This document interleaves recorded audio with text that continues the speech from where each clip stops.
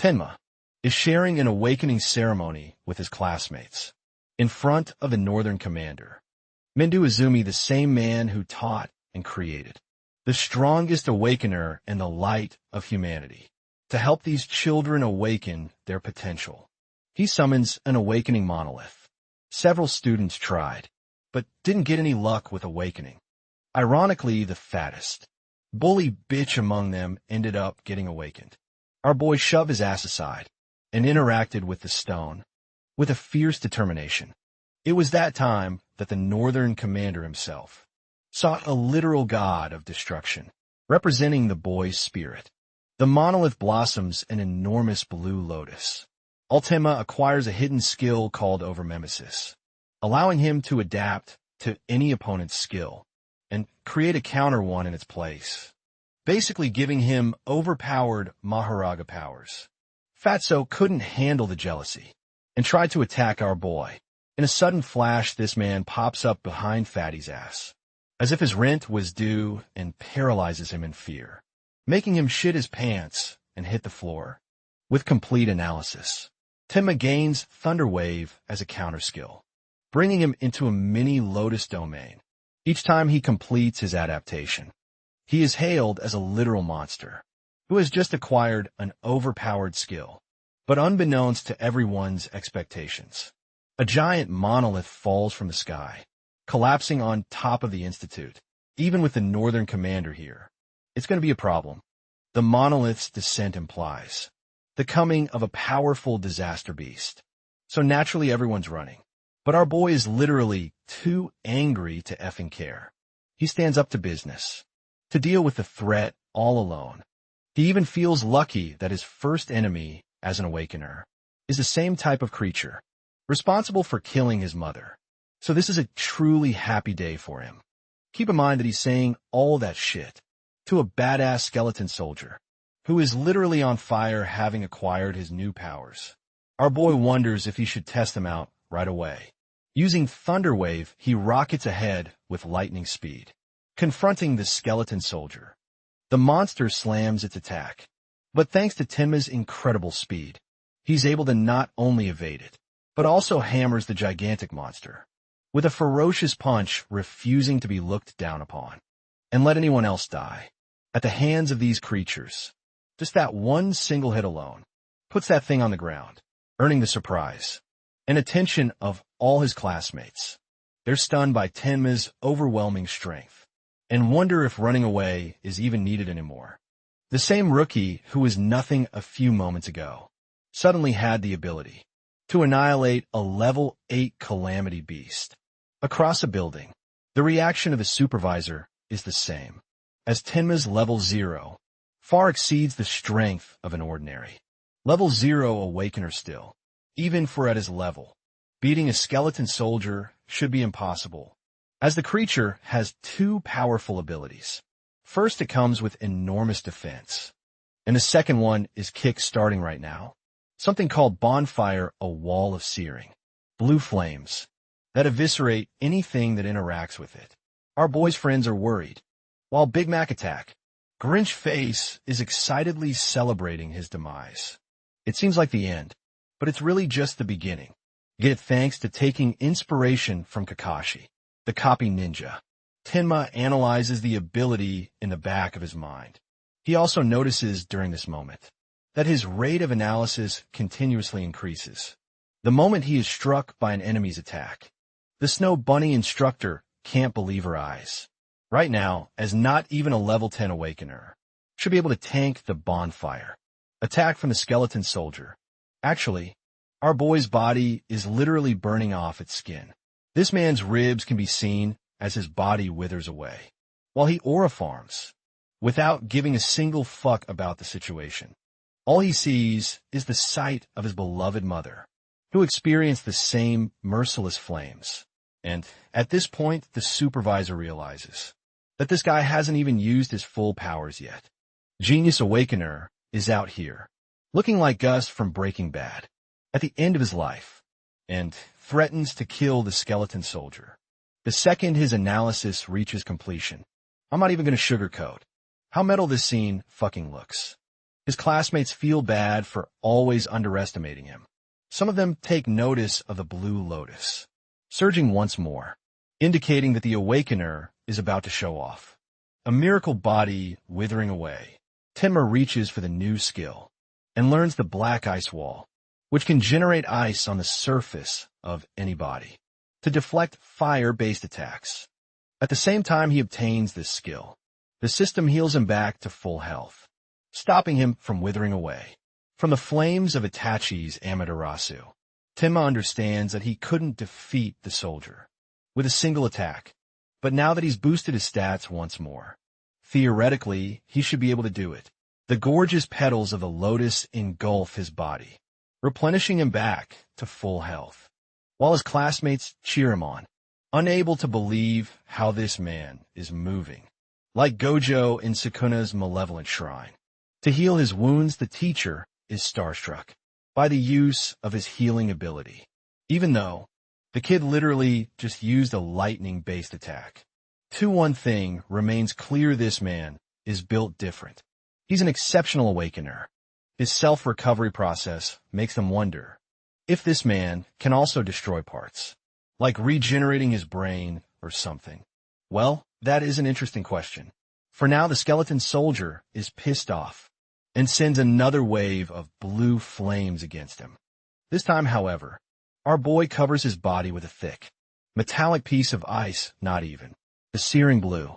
Flames are capable of melting this ice armor, which means he's completely immune to it now, cutting through the flames. This man lunges ahead like a god of destruction himself, dodging the soldier's wide slash, and using that same ice armor to generate an enormous sword. Extending from his arm, the dude looks like a final boss. And it's only the beginning of the story right now. Using that building-size sword, Tenma slashes the skeleton monster with a clean Kit Kat strike, shocking the spectators. They're at a loss for words when it comes to both his speed and strength. His movements are incapable of being perceived. With the human, Tenma's armor withers away, with the fight coming to an end, as he boasts having obtained the ultimate skill of both offense and defense. His friends call him after the fight, with Rookie coming to hug him. Seo apparently didn't come to see him, and ran off after being worried about him. Tenma wonders if he made her angry, while the instructor and the supervisor are mutually left, with their faces full in shock. A mere awakened boy defeated a Calamity beast, so powerful that not even a level 100 awakener could defeat it. Choha is told to clean up the mess and leave a message to the principal, stating that the genius awakener is coming with them. Tenma's best friend glazes him for looking like a god during the fight, while the supervisor comes along to personally share a conversation. The rest of the classmates all jumped up, knowing that Izumi Mendo might try to make this guy a student. Keep in mind that this man also ended up raising the strongest awakener in existence, Jin Tewa, so he's got high standards too. Bro's friend dashes off to give them some space, while the northern commander here commends the boy for his special talent. Tenma doesn't understand what he means, but apparently, Mendo has taken notice of the boy's sheer hatred and anger rooted inside his heart. He's curious. What made him become such a resentful human? The sob story begins as Tenma shares his tragic loss of his parents. 10 years ago, he was seconds away from being dead meat from a skeleton monster, and suddenly, an awakener saved him. Unfortunately, he watched his mother wither away before his very eyes. As the bonfire flames ate her flesh, she told her son to walk the rest of his journey. With conviction from then on, the boy grew hatred and held that hatred for Calamity beasts. He wanted to slaughter them, assuring the demise of the demon of ruin and the rest of his kind. That same hatred surfaces even now with Tenma crying. An interesting detail that Mendo notices strangely. His left eye stopped producing tears, but his right one does it all on its own. This is something that happened after the loss of his mother too. After listening to that talk, no Jutsu sob story, Mendo extends our boy an offer, desiring to take him as a student and be put in the top league, so he can kill the monsters The Savior League is an organization built for the very purpose of combating and slaughtering calamity beasts, consisting of the strongest awakens in the world. It's kind of like an army of awkwardness, made to kill monsters. Each of its members are called saviors. These people are granted proper resources, weapons, and training opportunities to gain rewards. Just like a job, even a trainee savior earns 10,000 gold every month. And in this economy, I'd work for even 200. It's a generous amount, and all of these privileges come with a certain expectation. Saviors are required to fight calamity beasts. Whenever called, they're the front lines defending the world from them. In all honesty, Tenma doesn't even care about the reward. All he cares about is killing those monsters. For the love of the game, Bro wants to become Doomslayer at this point anyway. He accepts the offer to become a savior and learns that each February, the league holds an exam with 10,000 participants.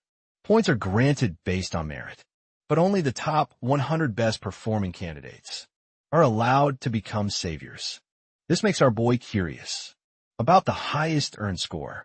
Mendo remembers the top score being 115,000 points, created by Jin-tae Wo, the strongest warrior for 11 years. No one has been able to touch it, and earning even 50 of those points can guarantee first place in the exam. Tenma reveres this guy for being the light of humanity and an absolute monster at humanity's disposal.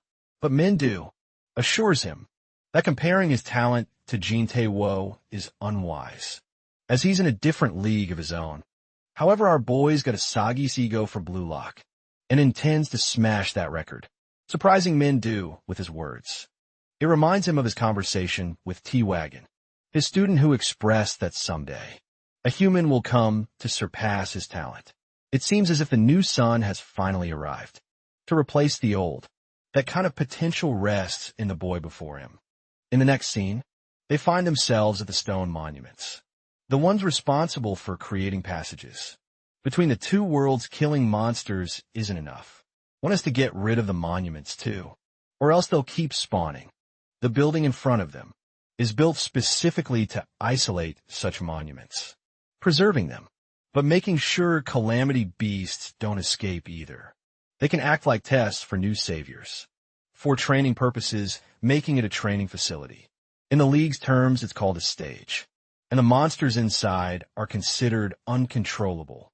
This is also why rookies get slaughtered when they enter these monuments or stage training grounds, earning it the title of the rookie's graveyard. Jin Tawa, at his earliest, cleared the stage in 3 minutes as his record. So Mendo is hoping for our boy to smash the same test in just under 3 minutes.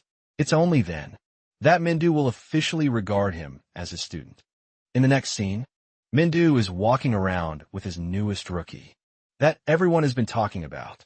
People are starting to compare this guy to the legend of the strongest warrior, unable to wrap their heads around the fact that he's walking shoulder to shoulder with Mendo himself, while they're wondering all kinds of things. Our boy looks at the disaster level. It's 10 for this stage, 2 levels stronger than the skeleton soldier, making him wonder just what kind of monsters he's up against. From the shock expressed on the people's faces, Tenma curiously wonders why everyone here seems like a normie who has never stepped foot inside the stage. Going up to the reception lady, he requests entering the stage. He guides him and asks about his party, only for our boy to state that he's the only one.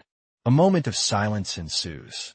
The receptionist takes it as a form of disrespect and thinks this guy is hitting on her. Bro, land in the anti-Riz territory really fast and lost. The baddie Tenma has no idea what's going on. Even the spectators are mocking him for trying to be a hot shot. With an ego to clarify, he explains his intentions again, stating that he doesn't want to crack her. He just wants to challenge the stage again. This reception lady thinks she's the queen, and that he's just trying to save himself from the embarrassment. She's even ready to hand over her number, just to stop this idiot from going overboard. Genuinely rage-baited, this man threatens her that he won't repeat. A third time, He isn't interested in a chopped receptionist. All he cares about is his stage mission. Terrified of his words, she agrees with his request, emphasizing that his death will be on his own shoulders. Tenma grabs the bracelet and wraps it around his arm, frustrated that he had to deal with that annoying encounter. The rest of the beta simps around him, think he's an idiot for not snagging the girl's number, and playing Mr. Tough. The thing is, any rookie who challenges the level 10 stage is basically looking to get molested by the monsters. That's how despairing the gap is. Most of these D1 haters are talking shit, but some of them are curious about Tenma's gift and how he'll use it to leverage his position. The problem is that despite his gift, his level is still 0, so in their eyes, he's as good as dead focusing on the task at hand. Tenma scans the bracelet with his identification details, gaining entry to the other side. With the administrative boring stuff finished, he stretches to get ready to throw hands. The timer kicks off, and so does his countdown to defeat the stage. In 3 minutes, this man monstrously lunges ahead, realizing that this place is freaking huge, even if it's an artificial stage. For his first ever encounter with a monster, he runs into a level 4 Kodama, a really fucked up looking dog if you ask me. Bro slaughters this thing with a single sword slash. Remember his ice morphing powers. He can easily manifest a battle axe and weapons for every use case. With one of the Kodamas sliced, the rest of the hungry tree logs arrive, looking like a horrific twist on Pokemon's outside. Aegis strongly opposes this trial put up by her father. There were several other stages that rookies could have challenged, and yet he sent Tenma to the toughest first one. It's just the reality that he wants to see Tenma ultimately surpassing Jean. So he's comparing both of their results. Even Agia thinks that it's impossible to surpass the ultimate warrior, as his limits are beyond the realm of humanity. But her father is curious if she agrees with that opinion. To her, Jean seemed approachable and nice at first, but then she witnessed that man slaying a level 97 Calamity beast. Like it was nothing, she met his eyes, cold and calculating, one of a god. It's like this man has majestically surpassed the human race and has become a deity himself. While that is true, Mindu argues that the same potential is seen in the likes of Tenma, but it's going to take a while to transcend him to that level. Jean is a god who is the savior of humanity, but Tenma seems like a demon who is engulfed by his own hatred, making the two of them complete opposite forces. Back to the stage. Our boy has annihilated the Kodama group with ease. Unfortunately, his ability over mimesis won't even regard these weakling creatures as something to scan from. Suddenly, Bro experiences a "he's standing right behind me, isn't he" moment and instantly retaliate with a slash. Surprisingly, it was easy to kill that one too. Tenma is starting to wonder if these disaster level 10 creatures are all weak. But that can't be right, or else this stage wouldn't have been considered a rookie. Graveyard. There has to be something he doesn't know about. And he's exactly right. The system detects a B rank skill called self-regeneration, kick-starting the analysis cycle.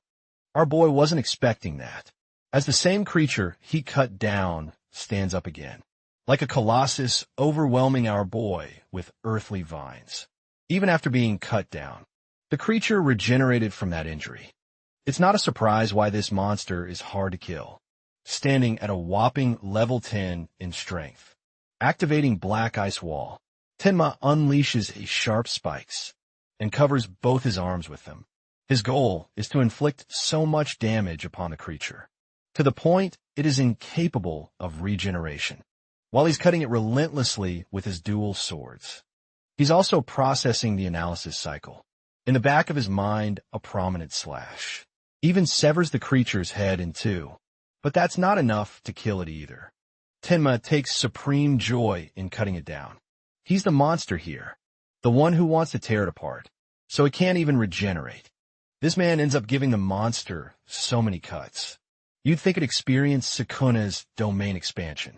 The monster explodes to bits and pieces, concluding the fight, which is good, because Tenma is already running low on mana from spamming his black ice skill. But a plot twist, this thing still ends up regenerating back to full health even from tiny bits.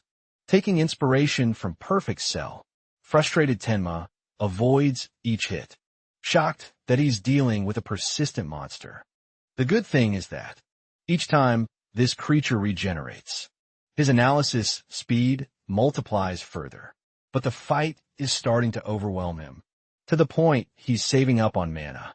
By not using black ice at all, the smarter play here is to use speed and wait until the analysis is complete. But the worst part is that he's running low on time too. Saying fuck it we ball, he activates Thunder Wave alongside Black Ice Wall to utilize last-minute slash attempt. Tenma cuts through the creature's vines, forcing it to regenerate many times to speed up his analysis process. Because if he runs out of mana, he'll be killed on the spot.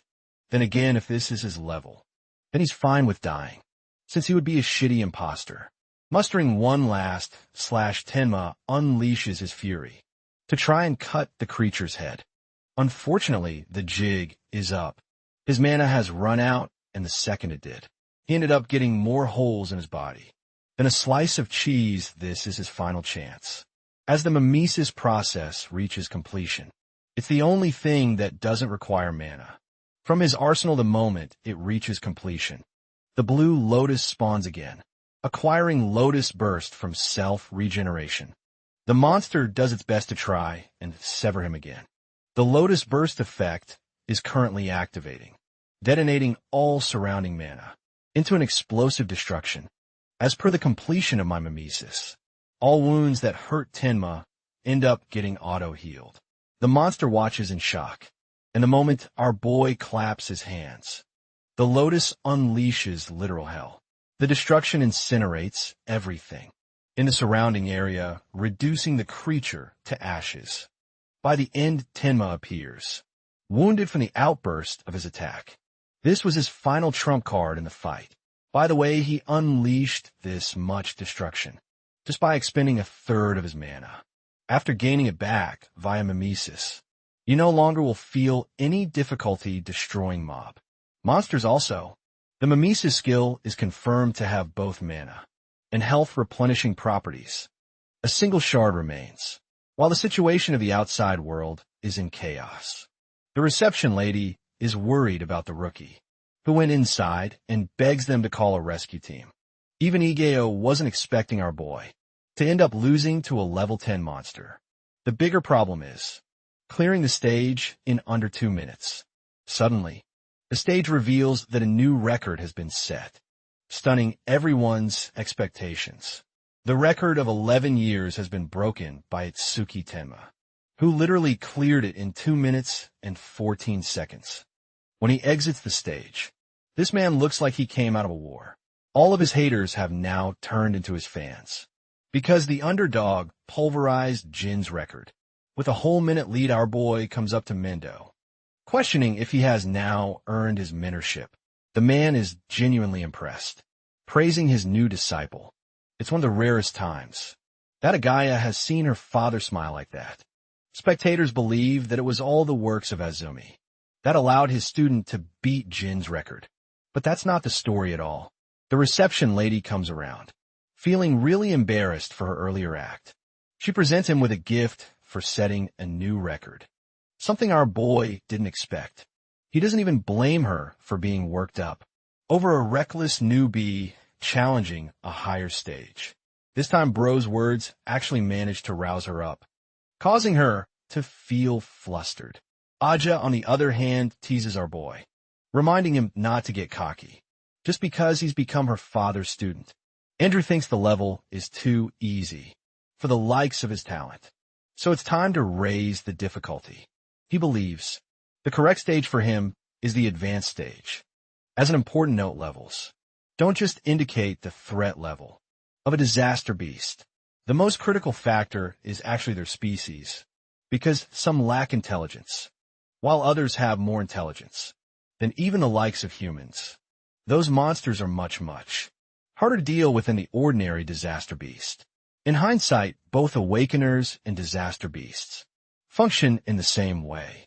Humans possess different jobs indicating their strength, while monsters have species differing theirs. Advanced stages house more intelligent monsters. Defeating them, even at the same level, is enormously difficult compared to the average monster. Tenma's next destination is set in District 4 of the Northern Stage, and he's starting to realize that all this time, he only beat shitty creatures that lacked even basic intelligence to outplay him. Knowing that intelligent species can feel pain, Tenma is ecstatic and fully invested in torturing such monsters. Bro even lets off his terrifying aura, having just found himself new victims. The reaction of the crowd is overwhelming, as people can't stop talking about Jin's record of 11 years being shattered by a new underdog. Still, advanced stages are tough, and the ones in District 4 are entirely dominated by one man. Many awakeners have entered to challenge advanced stages, only to end up missing. Rumor has it that there's a secret assassin. One idiot blurts out Reiji Kenoshida's name, while another tries to stop him from getting killed. For talking shit, Reiji is revealed to be the son of the war chief of District 4. In this trust fund, Nepet Baby loves being serviced. All the stages in District 4 belong to him, and waiting is for shitty newbies instead. Opening up the chest box, he discovers a similar stone from what he found on the stage man. Du is surprised he ran into one, because it happened right after killing the disaster beast. There's a key difference in the two stones. One appears green, which genuinely stuns Agatha, because it's considered of the intermediate quality. Tenma wants to know what a karma stone really is, and learns that it's basically considered an experience stone. Beating monsters or killing awakeners creates karma, or something called experience points. Those eventually become responsible for boosting your level. In this case, the karma stone is something that already contains that karma, and absorbing it allows the user to boost their level significantly. The strangest part of all is how a karma stone ended up naturally forming inside the stage. Mandu, the master, speaks, believing it must be influenced under Tenma's gift, stunning both of them apparently. The karma contained inside the defeated ends up being absorbed by the victor. But the fact that Tenma didn't level up after defeating two disaster beasts suggests that he couldn't absorb the karma. Mendu's theory is that all this time, the karma that Tenma gained by killing monsters ended up being naturally absorbed by the surrounding awakeners. Instead of him, but the stage is different. There's no one there to absorb the karma. Tenma can't absorb his own anyway. That's why it forcefully solidified itself into a stone. But a guy is worried that our boy is stuck in a standstill, because he can't even level up. Her father stops her from asking information from Tenma. About his skill, it's supposed to be a secret. After all, anyway, Mendu suggests our boy sell the stone. If he wants to make use of it personally, he's going to be away for a while, for a meeting with the leaders of the 5 continents. His daughter will look after Tenma in the meantime. However, he does leave with a few important points. Tenma is told to keep his status as a disciple a secret, and he's also instructed not to tell anyone about the details of his gift. Third, the teacher wants him to clear at least 6 advanced stages before his arrival, and finally, Tenma is given freedom to do whatever he wants with his power, because it's his own to use. The rookie accepts his orders. As the scene cuts off to the Northern District, some awakeners are frustrated that they're not given space, even when it's their turn. Reiji Kenoshida's guards are here to reserve the spot for him, telling these kids to get lost. The awakeners talk some tough game, mouthing Reiji off as some rich, pampered kid who will eventually get reported to the guild. But apparently he fucked around too much, because the same dude ends up getting launched into the nearest wall. This muscle brute is attacked by an immediate B-rank earth spike, only for it to result in 0 damage. This guy's face goes metallic, while the blonde fails to understand how a technique that could easily pierce through monsters, is unable to do damage against this muscle-brained freak. The big guy grabs both his arms before headbutting the shit out of his face, knocking him out a level 7 and 8 awakener. Both were taken out without being able to do a thing to Reiji's bodyguard. This man is Takaru Oga, one of the 4 strongest men under Reiji's influence. He's also a level 12 metal bender. Metal Dick over here reminds everyone that anyone who dares to rebel against Reiji's orders will get killed. He doesn't even want the others to take these 2 awakeners away, fully planning on torturing them. His friends suggest Takaru to hold back a little, as the people are watching closely. Suddenly someone's speed blitzes him really fast. The dude's body fumbles right into Tenma's arms. Everyone around them assumes Tenma to be some kind of loser who's just signed his own death. Even this guy calls him an idiot for trying to overcome Reiji's orders and offers a final warning. But Tenma knows full well that he has to enter the stage, and that Takaru is his only obstacle. EDA reports the situation to the higher UPS, but our boy is planning to handle things his way, recalling his teacher's words to do what he thinks is right. He leaves the injured in her hands and exudes malevolent aura. Even for a level 0 awakener, Takaru can't believe that the level 0 rookie has the balls to stand up to him. But strangely, he feels a unique kind of pressure, making him wonder if the kid has some kind of gift. Relying on his stats, Takaru blindly believes he's got the upper hand here. But then he receives a jolt of shock. He watches our boy blitz him with insane speed, as Tenma's punch kisses this guy's face. The spectators suddenly go quiet, unable to comprehend the rookie's speed. Luckily, Takaru managed to metalize himself before the punch made contact, so no injuries were made, coating his arms in metal. He thunders down his heavy fists, praising his opponent's speed, but also highlighting Tenma's lack of strength. Our boy evades swiftly, knowing that he just missed his one opportunity to deal a surprise attack on a superior opponent.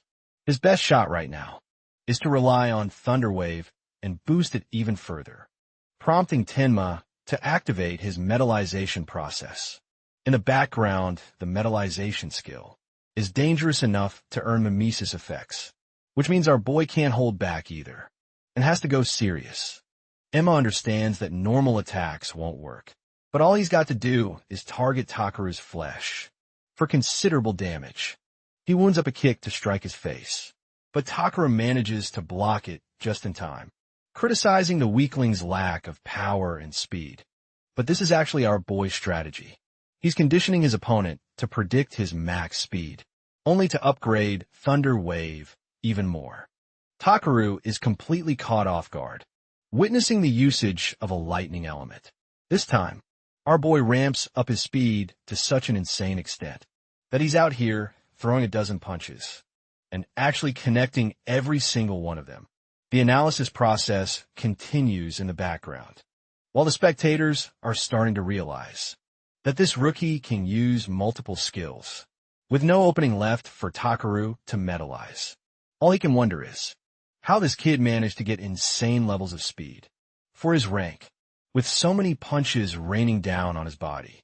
He can't even issue a voice command to force the others to help him. This dude is in a pinch, and in a final desperate attempt, he decides to pull out his trump card. Apparently that trump card is called blasting off my shirt to show off that demonic back.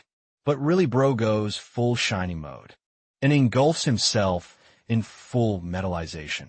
It's his first time being cornered, to the point he had to use this skill. All of his metallic parts get a 50 defense boost, another 50 on top of it when he's not moving. By the way, I love how we can literally say, this dude's balls are made out of titanium now anyway. Takaru is feeling grateful for evolving to this level, and intends to give the rookie an easy death, with a defense crossing level 12. The others start to wonder if anyone at the same level could break this dude's defense. But that won't matter in a minute or two, because the analysis process is nearly complete. Our boy casually points out that Takaru invested all his points in defense, completely forgetting about his mana stats. Takaru acts like he's talking shit, but deep down, he knows the rookie is right in his assumption. Tenma assures this guy that he's got no interest in forcing his mana to deplete. Instead, he'll end the fight in an instant. The blue lotus spawns, creating another evolution in Tenma's power. The gorgeous lotus blossoms and dazzles the spectators, though they've got no idea how this pretty thing is going to beat Metal Dick with its completion. Tenma earns the clear or piercing true sphere. It's a defense-ignoring ability, guaranteeing damage. The only problem comes with range and speed. It's far too slow, making it easy for people to avoid that. This forces Tenma into a situation where he has to time the track to rip apart the very defense that Takaru is so proud of. With the skill activated, our boy's stats increase even further as he casts the creation of a piercing orb. Even at this distance, Tenma confidently challenges his opponent to dodge this upcoming attack. Watching Tenma's performance has caught the cheer of the spectators, making them wonder what he's about to pull next. The piercing ball slowly moves past their eyes. It's just a tiny little thing, so it's inconceivable to get hit by something like that. The ball is so tiny that Metal Dick over here is even willing to stand still, taking it head on, believing down. Playing Tenma's trump card, the ball ends up making contact with his arm, and the look of horror sets on his face. It literally destroys this man's arm, causing it to explode in a pool of blood. Tenma even instructed this idiot to dodge.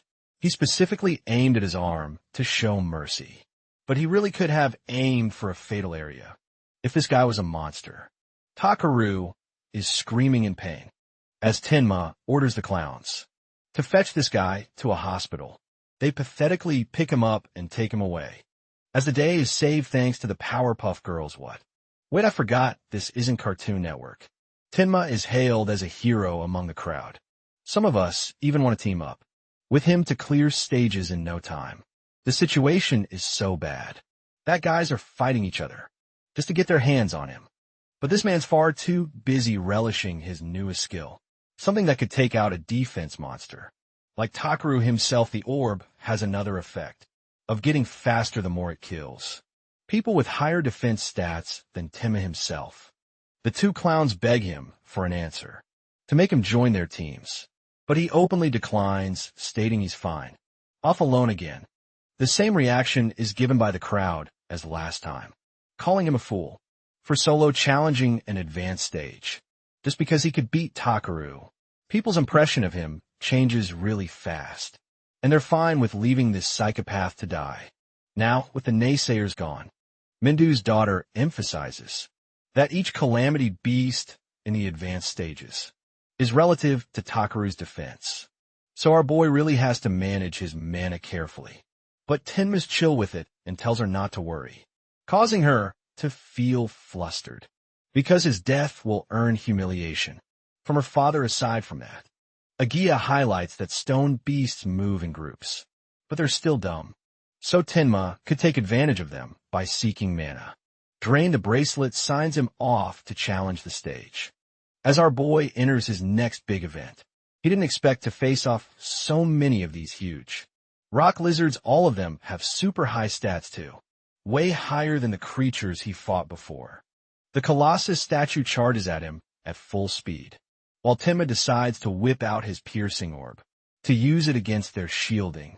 High defense stats. I can't help but point out the similarities of the lotus petals with Archer's row eyes from Fate. Anyway, the orb makes contact with the statue, carving a hole straight through its body and killing it immediately. This earns 100 speed increase in the orb speed, which is amazing for Tenma. In every turn, 3 of the scary statues lunge at him, but our boy is on that Killua energy with his lightning and blitzes past them. He defeats 3 of the monsters using his explosive attack after spending a third of his mana again. But the fight's not over. 2 more creatures lunge from opposite directions. This man casts hollow purple to finish them off. with his piercing orb first. He dodges both of the statues, causing them to smash into each other. This allows him the perfect vantage point to hit them, with a monstrous piercing orb. Speed of the orb is even faster this time, and kills both monsters in a single go. Tenma topples, feeling exhausted as his mana extinguishes to 0. He's having a real hard time with his mana constraints lately, and he hopes to gain a mana recovery skill soon. His current speed of progress is promising, after increasing the orb speed to 5 meters per second. But bro completely forgot about the final monster, who comes crashing down upon him. Unleashing Lethal Destruction. One of the monsters ended up using Gigantification skill, literally becoming a threat that Godzilla would have to come and eliminate. Its sheer size is a problem, but Tenma is managing himself using lightning speed. Bro is dashing up like the Flash, not knowing if he can pierce a creature as huge as this one, carefully selecting his target.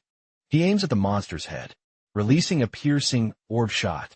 But from this distance alone, Tenma figures that the orb is so small that it's going to do minimal damage. The Titanic stone statue retaliates with a fist of its own, and since our boy can't even dodge midair, he's left with no choice but to spam the use of black ice to tank the hit. Still, the impact sends this dude flying, crushing him into the nearest wall. The fight's way harder than what he thought it would be. Sensing the need for over-mimesis, the system starts analyzing automatically, bringing satisfaction to our boy's face. The scene cuts in Araji's place, where one of his agents expresses his shock. The man offends him with his noise, but also informs him of some sudden news. Apparently, someone managed to beat Takaru and got inside one of the advanced stages. The news pisses off this pampered bitch, unable to believe how Takaru even lost with his level. The only reasonable explanation is that someone over level 30 bested him. Unfortunately, the awakeners of this level are skilled and deal with actual missions, so they don't bother playing with weak awakeners. Everyone in the facility is around level 10, but there's just no way Walmart. Aizen can believe that a level 10 warrior beat Takaru. Reiji intends to investigate the matter on his own, believing that he'll make it in time to the same location if they hurry now. His agent even recommends that they proceed, with a side of caution, but obviously, room temperature IQ over here doesn't heed his warning. Reiji is in the mood to humble this person, forever daring to mess with the Kenoshida family. As for our boy, somehow he managed to survive and reach 100 analysis shielding in his Lotus. The system marks the completion of the Gigantification skill. But strangely, Tenma didn't get a new skill this time.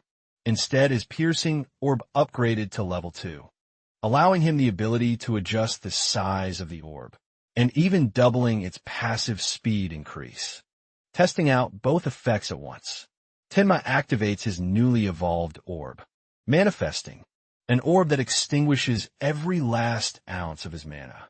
This is the most powerful piercing orb he has made up until now, and it launches like a literal nuke. Bro is even out here, posing like Gojo after his final kill shot, wondering if he went too far at the end. The defeat of the stone golem marks another step in his progress. The orb speed has boosted up to 7 meters per second, and if he could just clear the stage 2 more times, he'll end up ramping it up to a car speed. All this time, the passive effects he's been ignoring are actually proving to be quite useful to him. Lotus Burst allows for greater utilization of all his skills, which means, as long as he can buff Lotus Burst's passive effect, he'll have enough power to be able to snipe monsters from thousands of meters away. The advanced stage is marked completed in a mere 3 minutes, setting another record and bewildering the other awakeners. People want to know why and how this guy is a level 0, because it makes 0 sense at all. Then there's him looking like he came out of shower. No signs of injuries, even Agaha is impressed.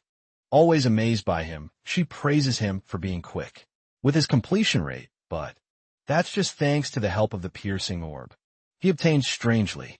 He spots a butterfly lingering around her. It's called a jade butterfly. A geisha is actually a shikagami user. But I'm too busy noticing those curves to care about the butterfly. No one asked me the color, please. He interacts with the cute thing, calling it beautiful and directly, asking Agatha about the kind of jobs regular awakeners even have. She's shocked that he doesn't have any basic knowledge of. That jobs are actually divided into 4 categories, and our boy has already witnessed 3 of them so far. The first kind is the elementalist, with a wide range of elements making up the list. These awakeners are also the most common, and are known to have the highest combat power. The fatty from his class, and even Takaru, is the same. The second type of awakener is a shikagami user. That's right, bitches. We're doing it the Megumi way. Jujutsu Kaisen style shikagami. Stay with their master from the moment they're born, which is why she's got one of her own. With 2 types clarified, she waits for him to ask questions. Our boy is shocked to see that her jade butterfly is even higher level than her, making him question her veteran status. Bro ended up destroying the poor girl's ego with those words without even trying to sugarcoat. Ajahe corrects his misunderstanding of power, explaining that shikagami will always be higher leveled than their master. But in a situation like that, Tenma's calculative brain figures that it's best to target the master of the shikagami in a fight in that situation. She's terrified to feel a hint of negative aura coming from him anyway. He waits for the rest of them to be introduced. The third type is a mysterious job with minimal information available on it. It's the one that our boy has, the type called order breaker. The problem with the individuals bearing this type is that each of them have different abilities. The Blue Lotus Tenma differs from awakeners, who can shift size or even create shadow clones. Because Naruto's here too, skills possessed under each job category are ranked from C to S in 4 pyramids of strength. But order breakers are classified as having Z category, skills different from the rest. It's because the order breaker class is treated with respect because of their unique skills, and the moment an opponent figures out an order breaker's ability, they lose their biggest advantage. It's the very reason men do. Her father insisted against the Geha, inquiring about our boy's abilities. Tenma's a regular among order breakers too, because from her personal confirmation, she saw him utilize 3 different skills, 2 of them related to elementalists. Tenma's starting to get a little bummed out that she keeps talking about him, so he directly inquires about the 4th kind of job that he hasn't seen. This one she refuses to mention a word about, calling it punishment for this man, keeping everything to himself. Before leaving, Agatha asks about his intentions from here on, and learns that Tenma will spam clear the same advanced stage more and more. She reminds his dumbass that stages have their own cooldown periods, so he won't be able to access it for at least 2 days. It's a real hindrance that cooldowns exist, and he hadn't even considered them at all. This is why Raji keeps them for himself. And since our boy can't upgrade his piercing orb, he figures he could at least upgrade Lotus Burst instead, so he asks for a different stage with an even higher number of disaster beasts. Walmart Maki Zenin remembers there being one, though the level of disaster beasts isn't too high. It's at a shit ton of monsters. There are a swarm of giant locusts, at least 100 of them. The stage is a real pain in the ass, without possessing a wide-range skill. So she warns him against the attempt, not knowing our boy already has the explosive detonation skill. Lotus Burst, he disregards continuous warnings, while the others express shock after hearing him, planning to conquer the Locust stage. They're already shivering. That Reiji will arrive to seek his revenge soon, and want to leave before that happens. Speaking of that scumbag, he ends up reaching the same spot, only to realize their target has escaped to another location. It's hard to believe that someone managed to clear the stage in the short time they had. Reiji's blood boils, and he thinks this mysterious offender is intentionally fucking with him. He orders his agents to look for traces of mana, and to contact someone called Hound for the job. He wants Tenma alive, so that he could personally offer him a taste of torturous hell. Bro thinks this shit is so tough. In a different area, a poor awakener is barely clinging to his life. He's being hunted by Hound, a subordinate of Raji. And even after using his escape jutsu, he ends up being discovered by the gaping wild beast. The creature rips him in his mouth, while Reggie's other agent comes to retrieve him. The guy in his mouth is still alive. By the way, questioning how they managed to track him down. This person's pet dog over here has an excellent sense of smell, tracking any target down with ease. The man is known as Charles the Hound, and he has come to eliminate his target. On behalf of Reggie, the poor guy pleads for his life. But Charles mercilessly allows his wolf to feast upon the human's flesh. After his death, they experience a level up at last. Charles calls to report mission status, confirming the kill, but to his shock, learns about Takeru's heavily sustained injuries. Considering it an important matter, he has signaled to Raji's location, happy that a new prey has appeared. Emma arrives inside near the stage, questioning why there are so many locusts. In the first place, Aksha explains that certain monsters like certain environments, which is why one of the skills of an awakener is to be well informed of their terrain. Advanced stages don't even have a proper receptionist because of how dangerous they can be. Tenma wonders why this level is completely shut down, considering it's only level 13 at best. The good thing about a normal stage is that you can exit it if you find it difficult. But when it comes to these locusts, escape literally becomes impossible. A single mistake rips you to shreds. Because of the locust swarm, awakeners are eaten alive for breakfast. It's so brutal, only their bones remain. But this kind of thing doesn't scare our boy. He's just happy to find the perfect playground, to hunt a ton of monsters. Agia thinks he's a goddamn idiot for that. But Tenma's got his goals, and confidently steps inside the stage. She's worried if whatever she told him will even be enough before realizing that. She forgot to mention one key detail, that the locusts literally spawn an infinite number of times, until the boss is defeated. Having made such a huge error, Ageho wants to invade the stage level to warn him. But then she senses an ominous presence. It's Charles the Hound, who glares at her with devilish eyes, requesting to look for someone. The scene cuts off and takes us to Tenma's experience inside the stage. Clapping his hands, he playfully wakes up the annoying bugs so that he can kill them over and over. Their levels are so pathetic, a mere level 1, but their quantity makes this stage worth it. With more than 100 covering the sky, Tenma cast his Lotus Burst technique, while at the same time guarding himself with black ice armor. His goal is to let these bastards swarm him from every direction, and just when they feel confident he'll detonate, Tenma activates Lotus Burst at a precise moment, obliterating the bugs all at once. By the end of his attack, they're all dead meat, evolving his Lotus Burst to level 2. Its range is expanded to a whopping 10 meters, double than before. Tenma thinks that monsters of this weak level should net him easy points, because they barely consume his mana, and any of his skills if he can spend 10 more shots, and kill 100 locusts in each swing. His skill will upgrade by 1,000, but then he realizes that this stage also must have a cooldown of its own, so his happiness is short-lived. Tenma checks his bracelet, wondering why the stage clear prompt hasn't appeared. Instead, he detects the boss monster's skill, called Matriarch's Will, which immediately activates his analysis effect. When Tenma looks around to check for survivors, he watches the dead swarm pulling inside, some kind of vortex zooming away. Tenma creates distance between them, questioning if this is because of the boss's skill. He let his guard down, and though it's great, he can keep evolving his ability. The main issue right now is that he doesn't know about the boss's location. His best strategy right now is to keep annihilating the swarm until the boss eventually exposes itself.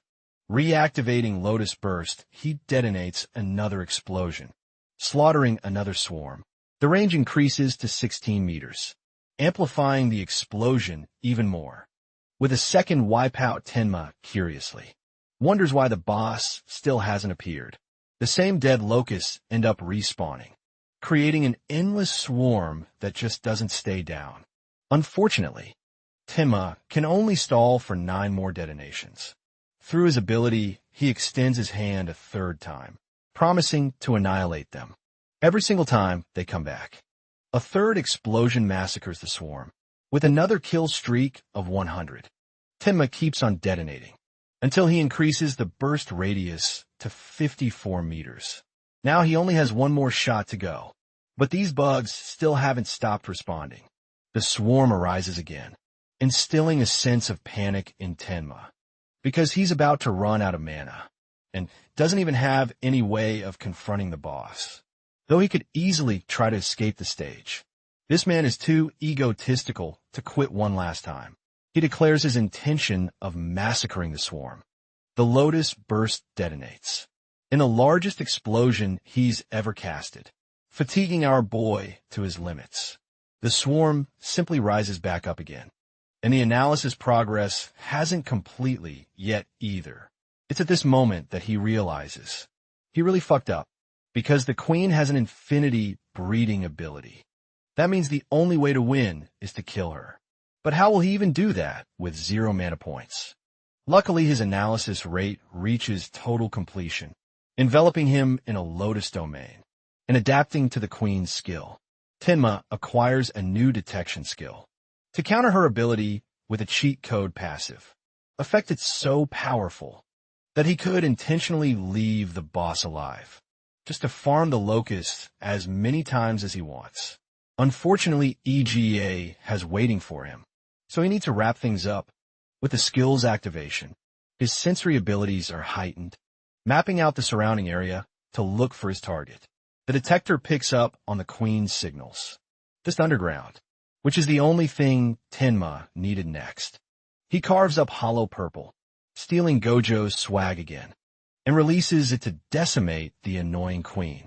The piercing orb crushes its way underground, forcing the queen to draw out, where it is most vulnerable. And here our boy clocks her with a slashing backshot, ending her life with the queen dismantled. The swarm is instilled in chaos, but our boy is happy to send them all to hell. Alongside her, a final detonation wraps up things and kills the Locust swarm for good, increasing range to 65 meters. The stage helped him with a ton of skill boosts, and Tenma intends to reuse it and evolve his range even further, later on achieving a new record of 17 minutes.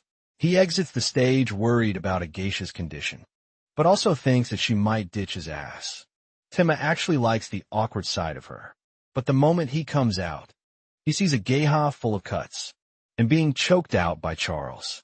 The fact that Tenma came out in one piece is confirmation to the Hound that this is the guy his master is looking for. And yes, don't forget, the One Piece is real agitated.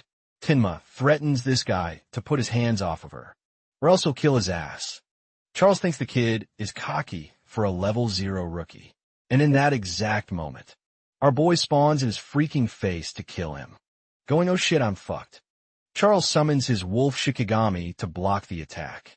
The creature successfully tanks the hit, while over mimesis kicks in again.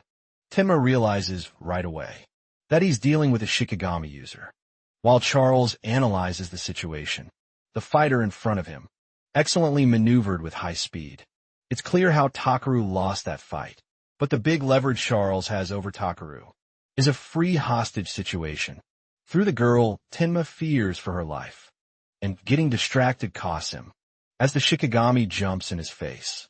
The worst part about the bite force of death is that it can crush any enemy, with even high defense stats.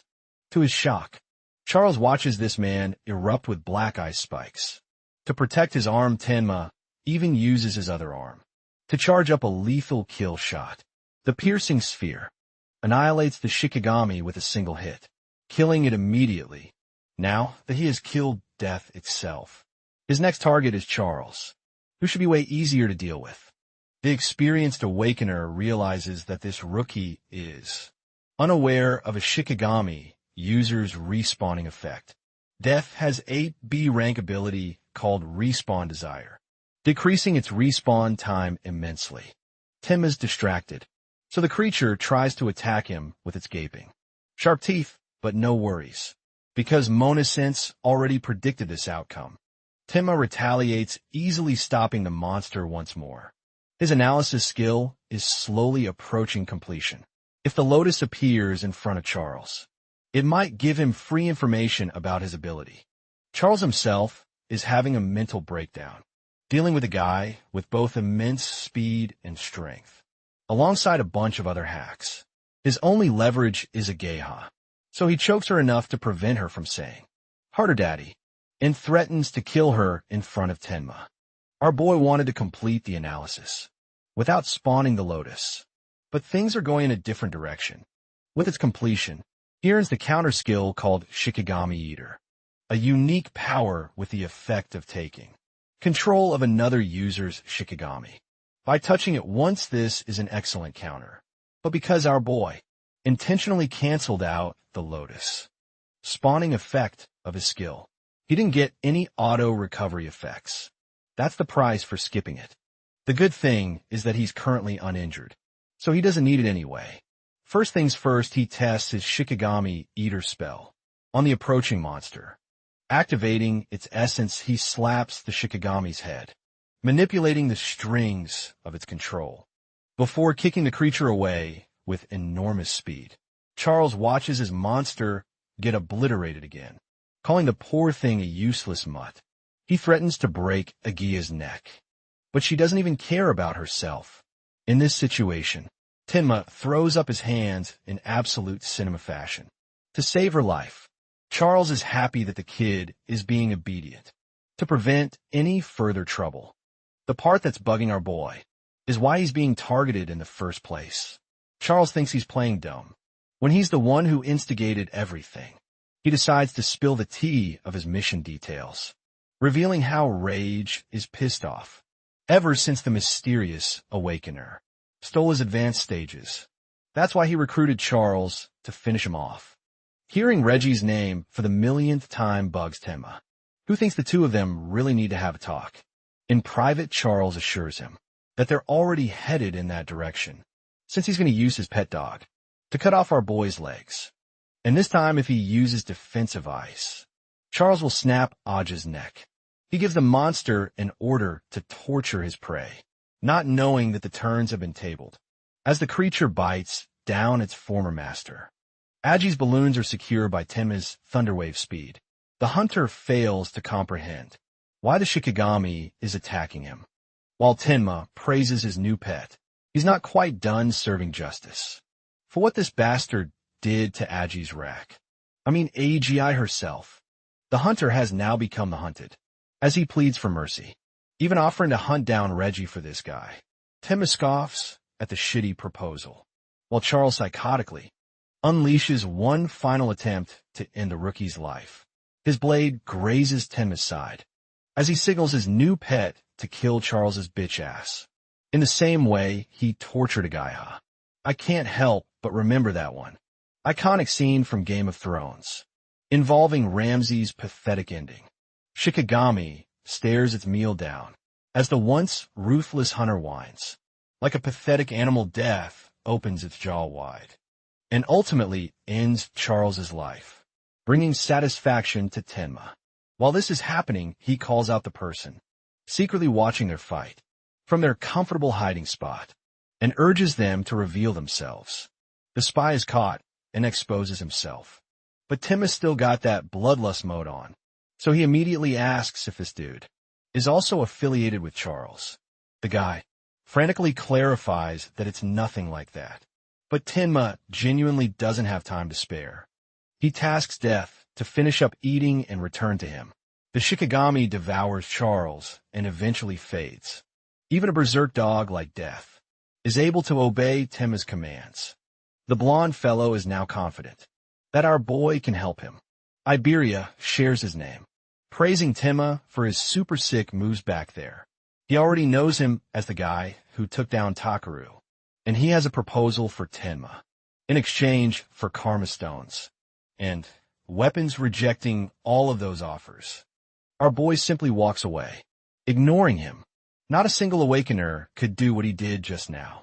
For the reward he could have gotten, a specific type of reward, always fits a specific person's situation. Just as a blade would benefit an avenger, and medicine would heal the injured. This sparks an idea inside Iberia's head, as he's got the perfect reward for the situation. He understands that Tenma can't speed blitz right now, because Agia is already injured, and by the time he gets her to the hospital, she'll bleed out and die to remedy his pain. Iberia whips out a healing item. It's a mystical scroll. That actually stops Tenma from walking away. He turns back his face, genuinely, showing signs of relief for his friend's safety. This item is promising enough to save her life. So they put her down and wrap her melons with the material. The item is a rare artifact, crafted by 2 different materials, from the Shadow and Wood Spirit clans. Rookie has no idea what an artifact is, so Iberia explains their logic.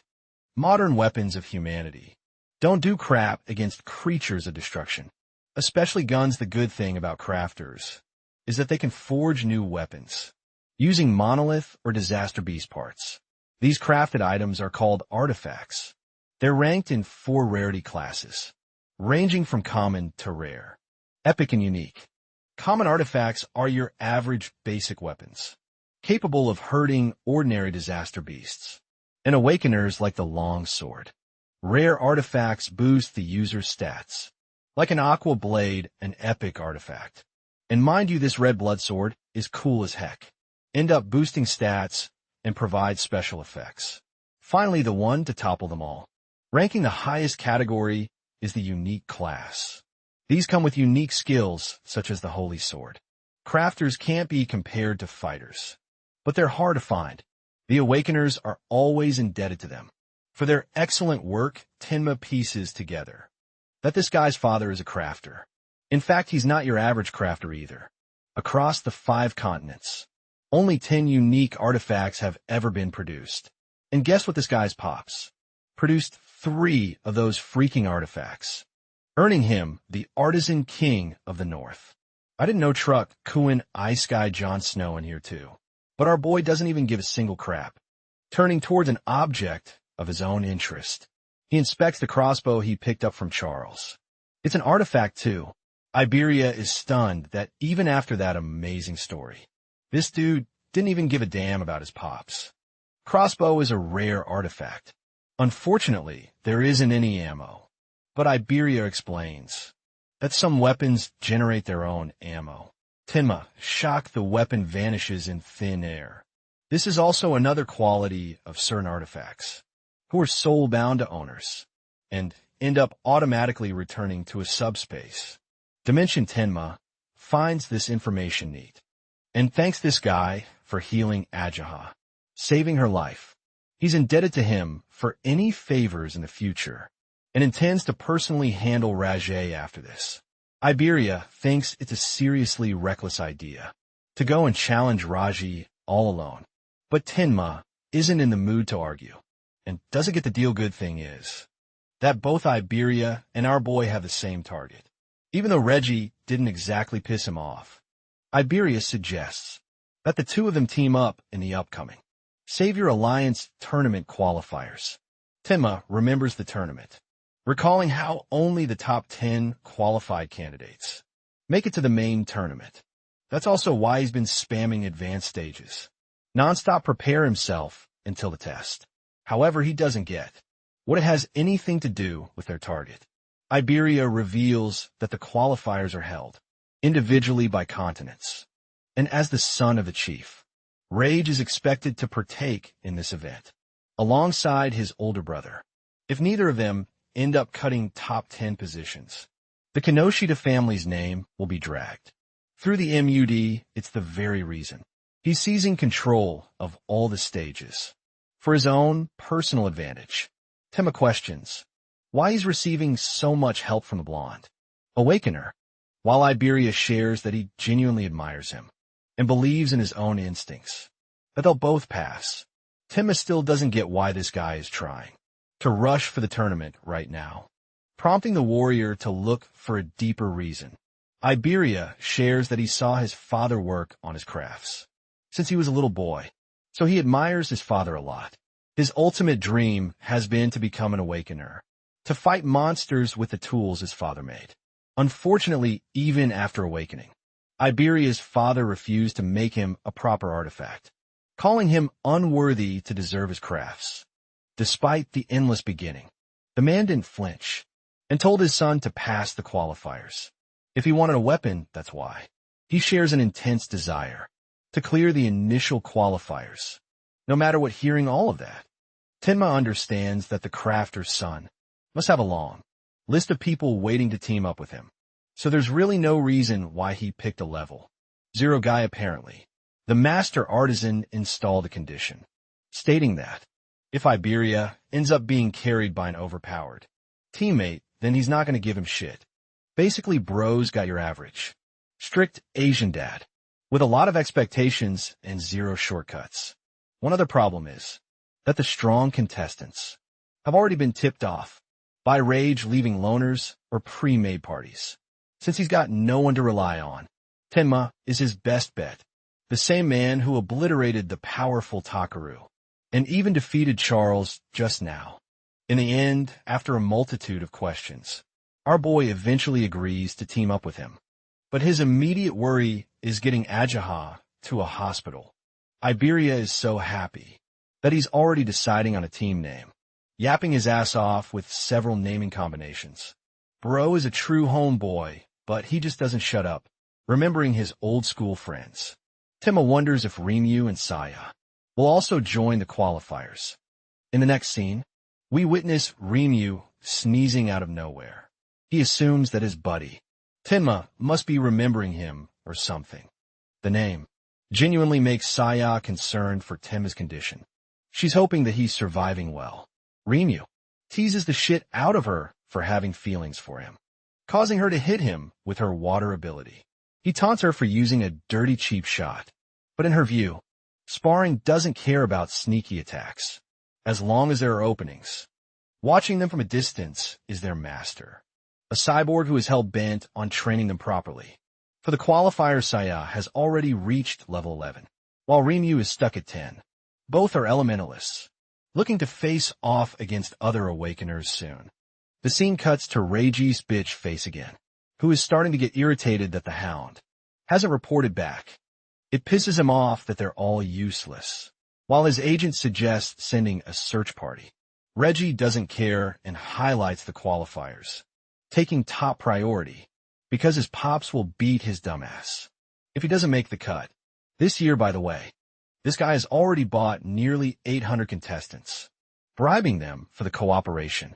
All of them are level 5 and above. Reiji likes the fact that his agent is reliable compared to the others, and goes on to consume the last stone. To level up his stats, he stands at an average level 12, thinking he's the top dog, and wields lightning as his element. In the next scene, we find our boy apologizing to his master for failing to save Agaya. In time, the Northern Commander entertains the idea of killing Reiji with ease, but Tenma doesn't want that, and begs him to leave him alone. Mendu understands, and is interested in asking about the details.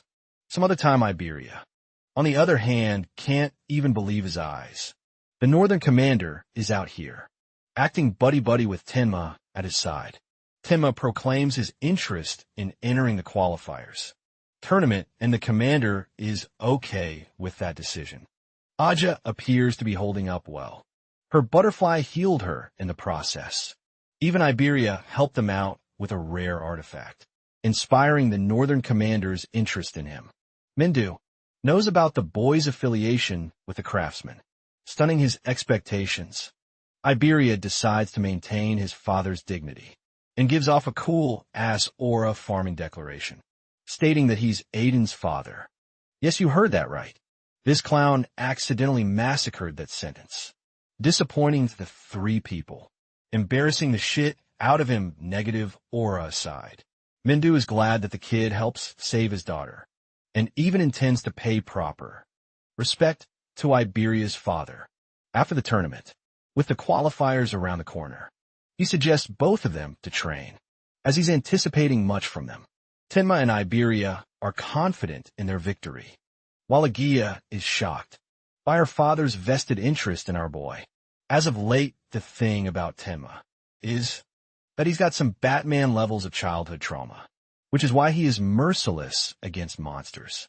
But that same dark impulse of his weakens around the people he cares about. That's one other reason men do. Wants his daughter to stay by his side, become a person that he values enough to protect.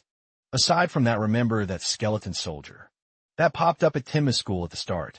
Turns out it wasn't a fluke, but a proper planned attack. Traitors among humans are increasing, and there have been attacks on other commanders too. Mendu strongly believes that humanity is headed for destruction. Even now, but Tenma is the stopping force that might be able to call that gap, becoming a ray of hope for all. We arrive in District Level 4 at last. The tournament is about to begin.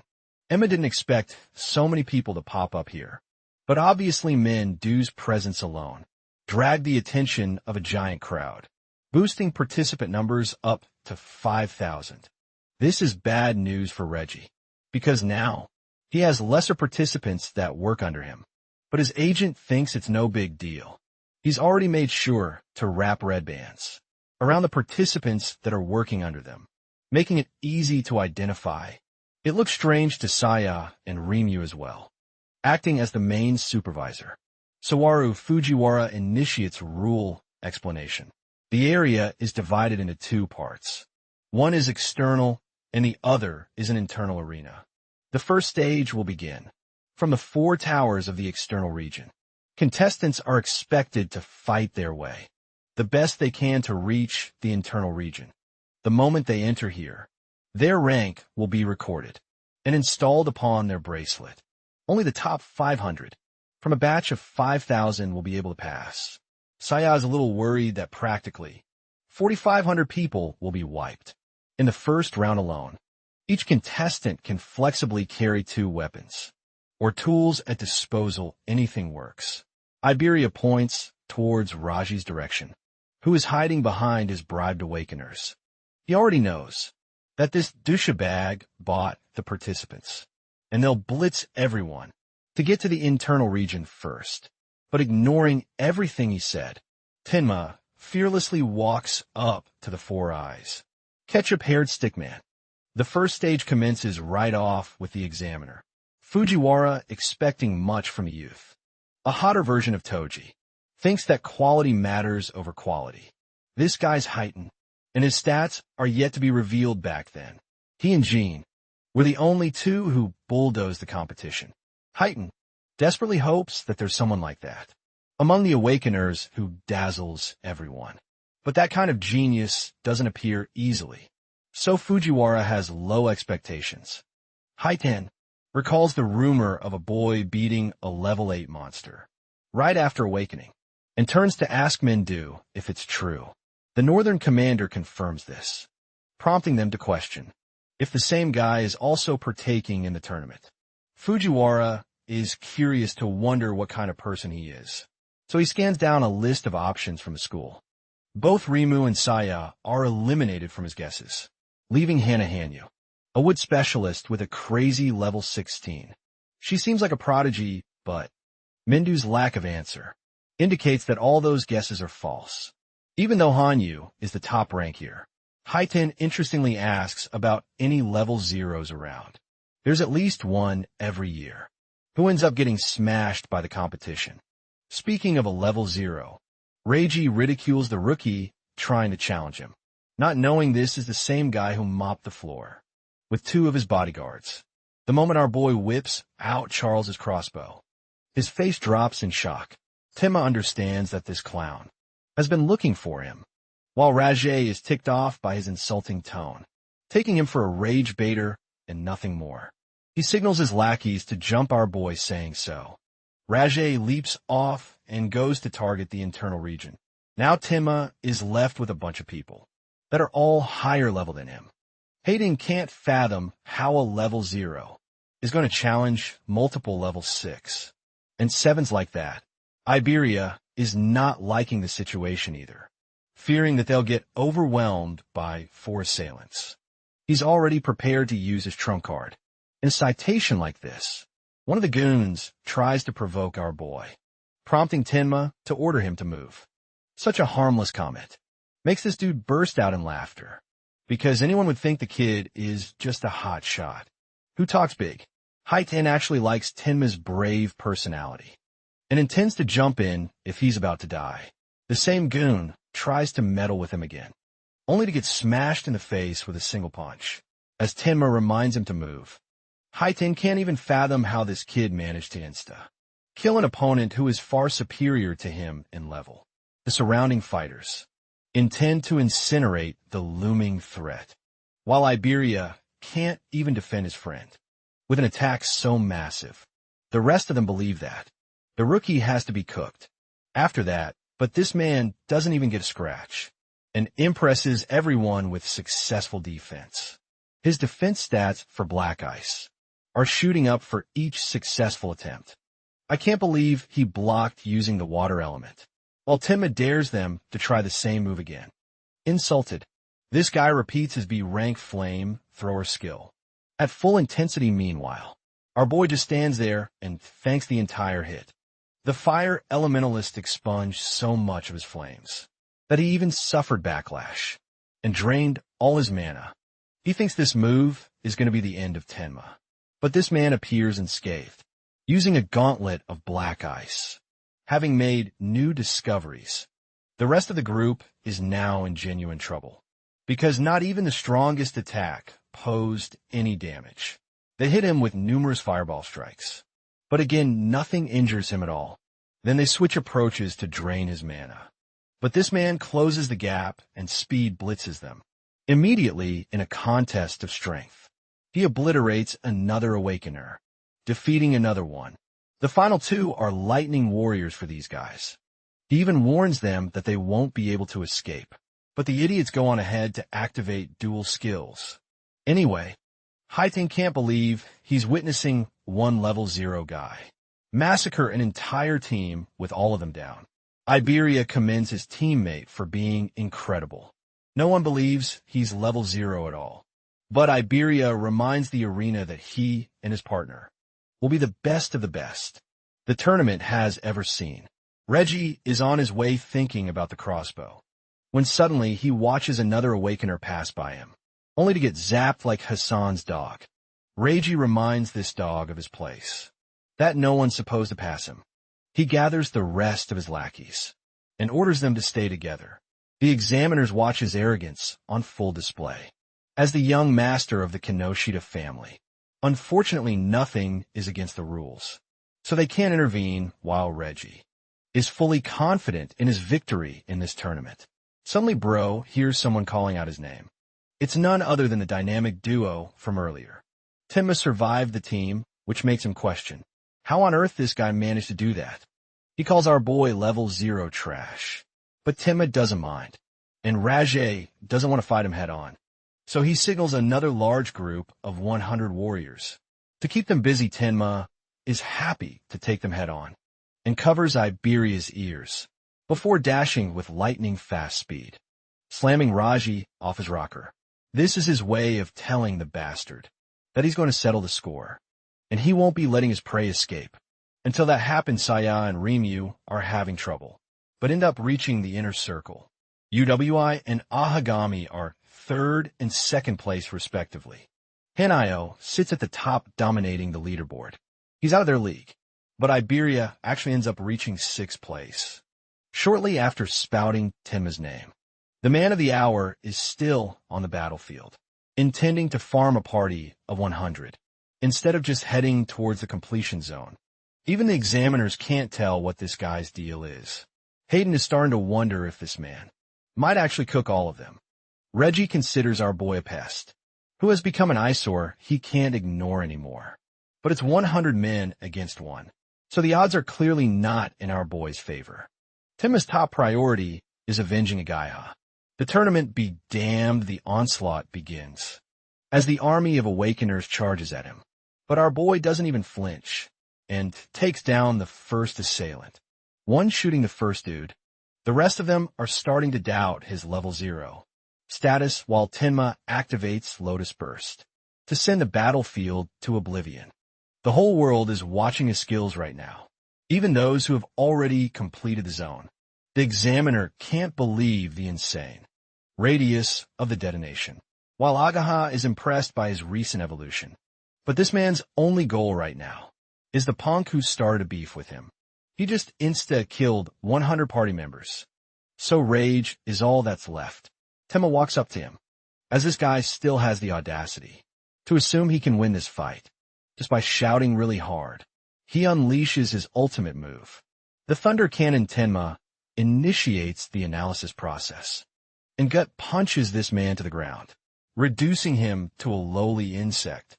Reiji begs his assistant to save his life, who willingly breaks the rules and enters the tournament. He's actually a level 35 Awakener, so Haiten is interested in taking him out immediately for invading our boy. Can tell that someone is approaching at high speed, but it's more than one person.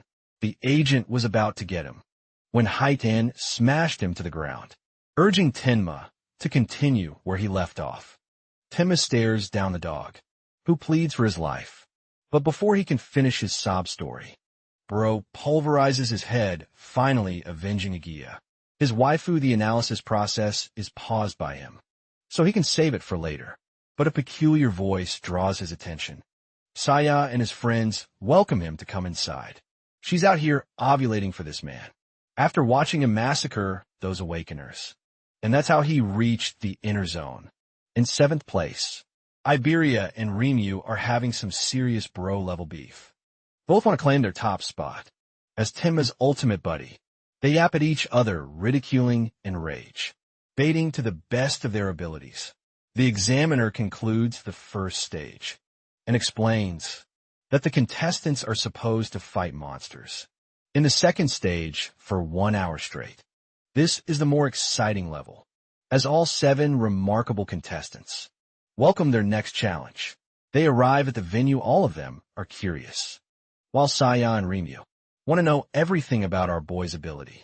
The examiners instruct the candidates to get ready, this time meeting them closer, alongside the rest of the famous figures. The test will consist of hunting down beasts and killing them based on difficulty points. Defeating a monster will ensue. A timeout cooldown for 1 minute. This makes Gaku, Yui want to hunt down the top-level monsters right away.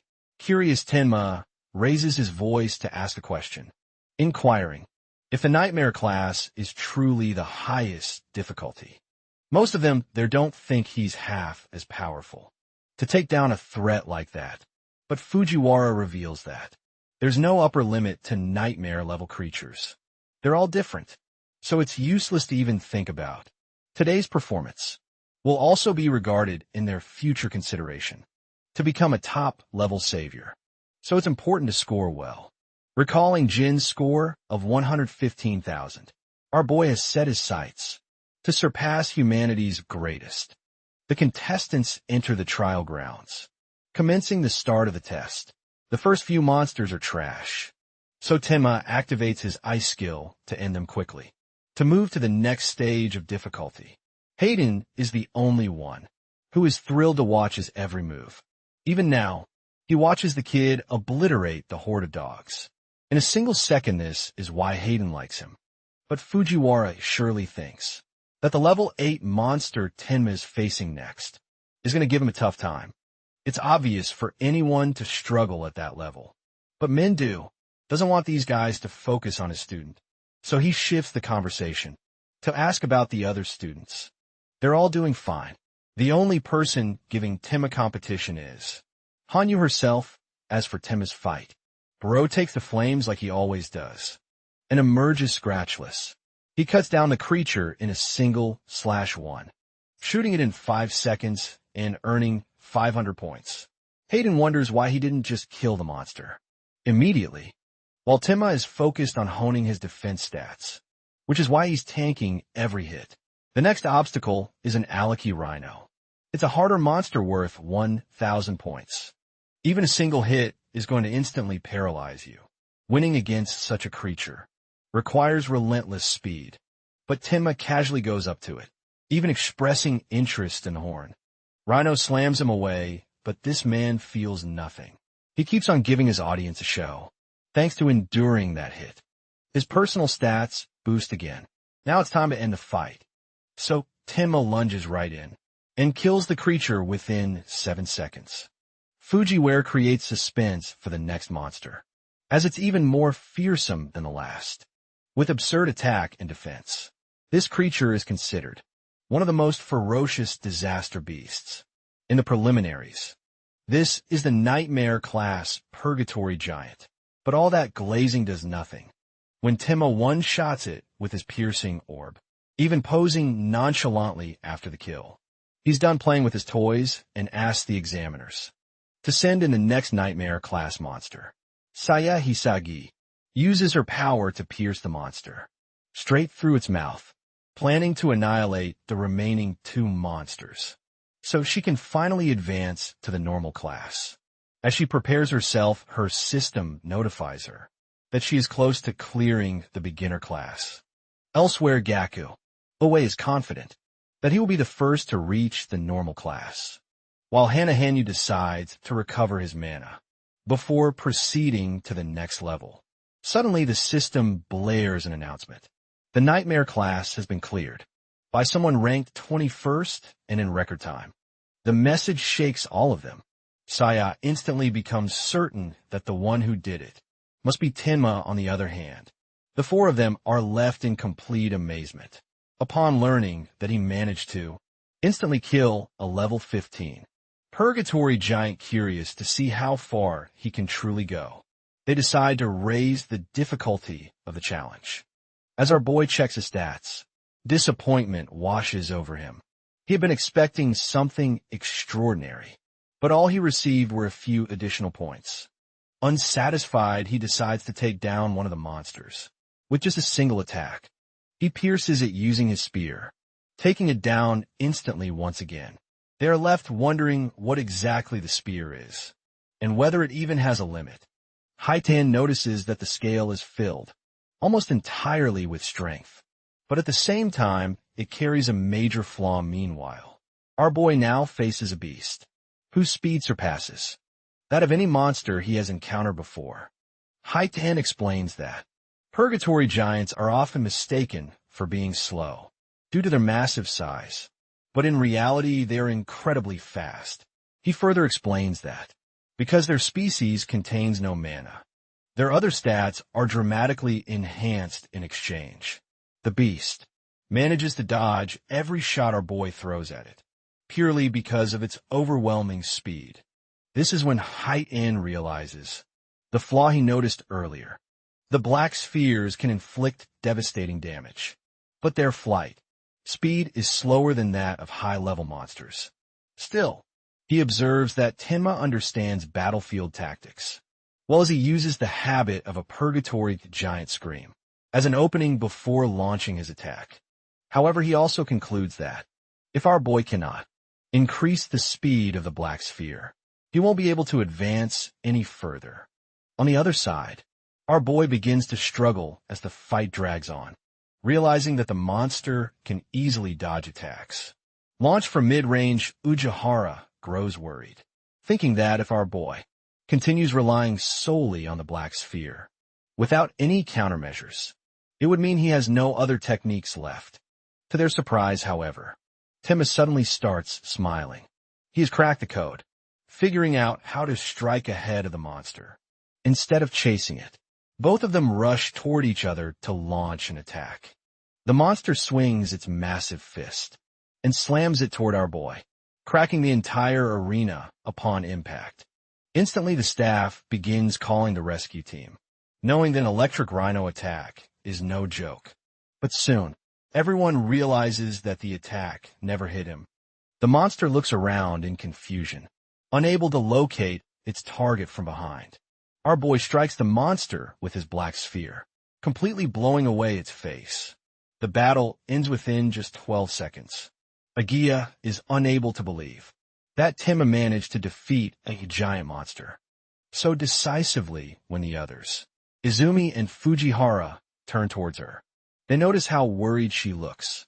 A rare sight, indeed. She hurriedly tries to brush it off, claiming that she was simply praying for everyone's safety, and that she would have reacted the same way, even if it were someone else.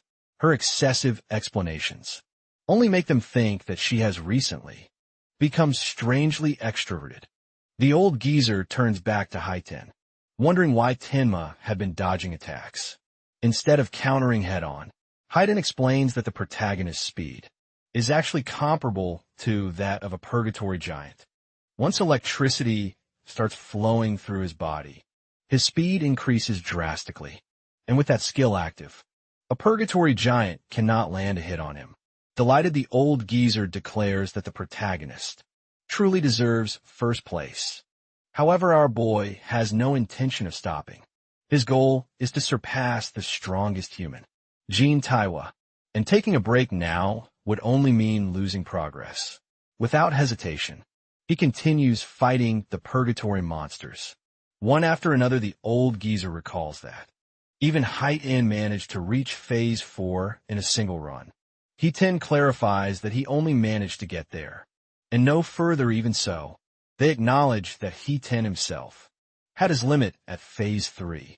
With that thought lingering, they continue watching our boy as he relentlessly fights on. Tenma then devises a strategy to take down the second monster, and his plan succeeds flawlessly. For the third one, however, his approach is entirely different. He willingly allows himself to be eaten by the monster, only to rip it apart from the inside. Our hero clears the purgatory giants in just 13 seconds. Fujihara is left shocked witnessing the skill that wiped out tons of participants. In the first stage, our hero's mana is all used up, but as long as the disaster beast keeps spawning, his passive effect of mana sense will refill his tank. Right then, the Nightmare class Phase 4 begins, and 4 purgatory giants stand before our hero. Thanks to his passive skill, his mana is recovered by 40. If our protagonist clears Phase 4, he'll surpass Haiten's old self, and no one, aside from Jin Taewa, has been able to clear it, which makes Haiten even more curious to see our hero's limits. Every time the flight speed of his skill, piercing the true sphere, increases, the accuracy adds up. So if Tenma boosts the speed a few more times, he can easily land the attacks without getting closer to his enemy. However, with only a limited amount of mana, Tenma needs to make every single one of his attacks count. Suddenly, the purgatory giant throws out chains from everywhere and restrains our hero from moving. The giant smacks his fist into the ground and grabs our hero in his fists. Our hero realizes he doesn't have any leverage, and to make things worse, the giant crushes the bones in his body and throws him back onto the ground. Seeing our hero lying injured and bleeding in battle, Fujihara hurries Haiten to help him.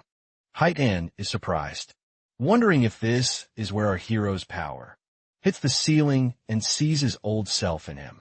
He rushes to help the fighter, when Azumi stops him from behind, saying that Tenma still has some fight left in him. Everyone tries to argue with Azumi that now is not the time to discuss Tenma's ability to fight, because if they don't save him, he will die. However, Azumi stands firm, believing that our hero still has his ace. Fujihara is surprised how Azumi knows, and he explains that he can tell by our hero's eyes. That gaze is not of someone who has accepted death. Our protagonist stands before the purgatory giant, refusing to die in battle after everything he's done. During the fight with Raji, Kenoshida over Mimosa activated his skill, but our hero stopped the analysis right before it finished. And all that was for a moment like this. Our hero resumes his analysis, and it instantly completes. Suddenly, Agaya cheers up seeing the fighter's blue lotus. Fujihara wonders what use the lotus is in this state, and Hayden wonders what's going on with Agaya. Our hero's Thunder Wave skill activates. Its active effect absorbs B rank, or lower lightning attacks into the body, and releasing absorbed lightning energy. Increases the agility by 100. With this skill, our hero fully restores his health and quits playing around. Fujihara is surprised to see our protagonist suddenly heal up faster than a dedicated healer. After he was beaten up so badly, he can't believe that this fighter has so many skills. Tenma pierces through the Purgatory Giants in an instant and clears Phase 4 in 31 seconds. Our hero stands confident that, no matter how many giants come at him now, he won't lose right then. A giant attacks him from above, and he shoots the giant, killing it in an instant. Our hero's flight speed increases by 27% as he continues to kill the giants. He clears Phase 5 in less than a minute, and then Phase 6 in a minute and a half. Watching Tenma effortlessly kill the Purgatory Giants and clear all the phases, the spectators' jaws drop on the floor. I can't understand if the real monster is him, or the Purgatory Giants our hero sits waiting for more Purgatory Giants. But none spawn. Fujiwara, still in shock, hits the microphone and tells Tenma that he wiped out every single Purgatory Giant they had in stock. Our hero is surprised that he beat all the Purgatory Giants because he didn't know there was a difficulty cap. After losing count of kills in the battle, he wonders how many he killed. Since our protagonist can't level up the experience from the disaster beasts he killed, drops his karma stones instead. Fujihara is surprised to see a karma stone in the testing ground, and seeing its blue color, he knows it holds at least 10,000 experience points. Zumi explains that our hero can't absorb experience, so his XP is transformed into karma stones instead. Right then our hero walks through the gate, and Fujihara welcomes him with praises of his potential. He invites Tenma to come with him, promising him a good instructor. Our hero politely refuses the offer because he already has a teacher. Fujihara tries to convince him, arguing that some random instructor can't handle a talent like him, and only someone with connections and resources can benefit him. Hetten tells the old man to stop pestering the young talent, otherwise he'll just dislike him. The old man tries to get Hetten to convince our hero because they can't let someone ruin his talent. Right then our hero thanks Hetten, and the old man's face turns to shock when Hetten mentions he didn't mind helping Azumi. Student Fujihara is shocked that the young talent is Azumi. Student, he now understands Tenma's talent. Azumi checks up on his student for any injuries, but seeing how he was hyped up to challenge Phase 7, she knows he's not hurt. Our hero tells his master that he's not injured, but his stamina has run out, but assures him that he can recover after a short break. Fujihara now understands the young talent skills. Zumi's other students also wiped out all the disaster beasts. In the second stage too, our hero asks if Tewa also made it to Phase 6. But the old man explains that back then, they only had Phase 4 max. When it wasn't enough, they increased it to 8 this time, but expanded it to Phase 6 after that. Izumi then leads his student to watch as the other participants enter the second stage. Meanwhile, Remy grows too tired after finishing a hard class and finds a nightmare class impossible to pass, and gives up. Sei already tried her best and suffocated the monsters in a giant water sphere with her mana nearly out. She also finds the next level 2 impossible and gives up. Our hero is surprised to see them already out because he expected more from them. Fujihara reminds him that most participants can't even clear normal class, and with how quickly they defeated the Electric Rhino, he's confident they'll land in the top 10. However, the two fighters haven't come out after giving up, because leaving the testing ground is not permitted, unless critically injured. On the other hand, the other participants make it to the Nightmare class. Hayden feels confident that Gaku, Uehara, will be able to take down at least one Purgatory Giant with his rare artifact, but for Shy Nakagami, who's a shikagami user. Making it this far shows her commitment to the fight. Cheyenne transforms into a giant monster and hits the giant with a powerful punch. Our hero is surprised that shikagami can change into different forms and wonders if Agiha's jade butterfly can do that too. However, Agiha tells him that she can't do it, and this is her first time seeing a transformation. Shikagami have different varieties, and their abilities are a mystery, and she advises our hero to be careful if he ever encounters a shikagami. Our hero now realizes how strong shikagamis are and decides to give all the XP drops to the black dog. He stole from Charles from now on. With Saya and Remy already out, Artemel sees no point in staying and decides to leave.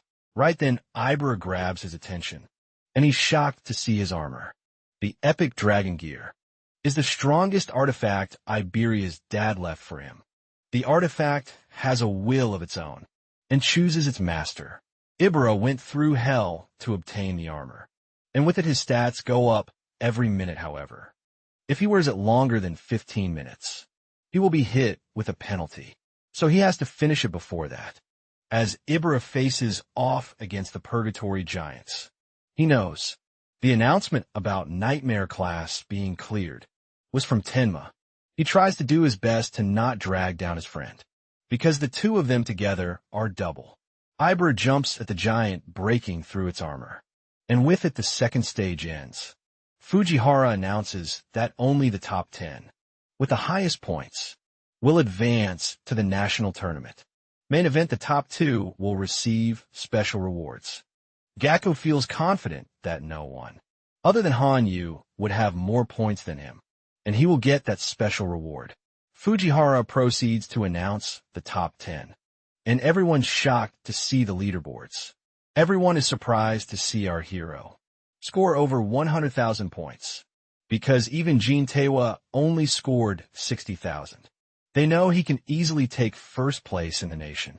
With that score, each Purgatory Giant is only 5,000 points per kill, and Rimu wonders how many our hero killed to earn his ridiculous score. However, he can't believe he got third place, and some guy he's never heard of has scored so much. Saya feels upset, seeing the gap between Tenma and her power, and she feels that she's not made for a combat job.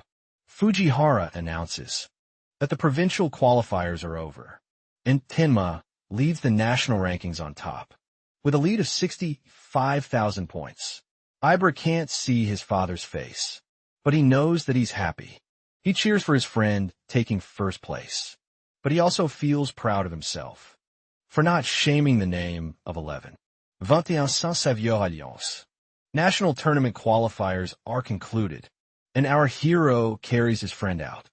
After a tough battle meanwhile, in the South Continent District 1, the fighter is annoyed to come out so early to watch some old man meditate.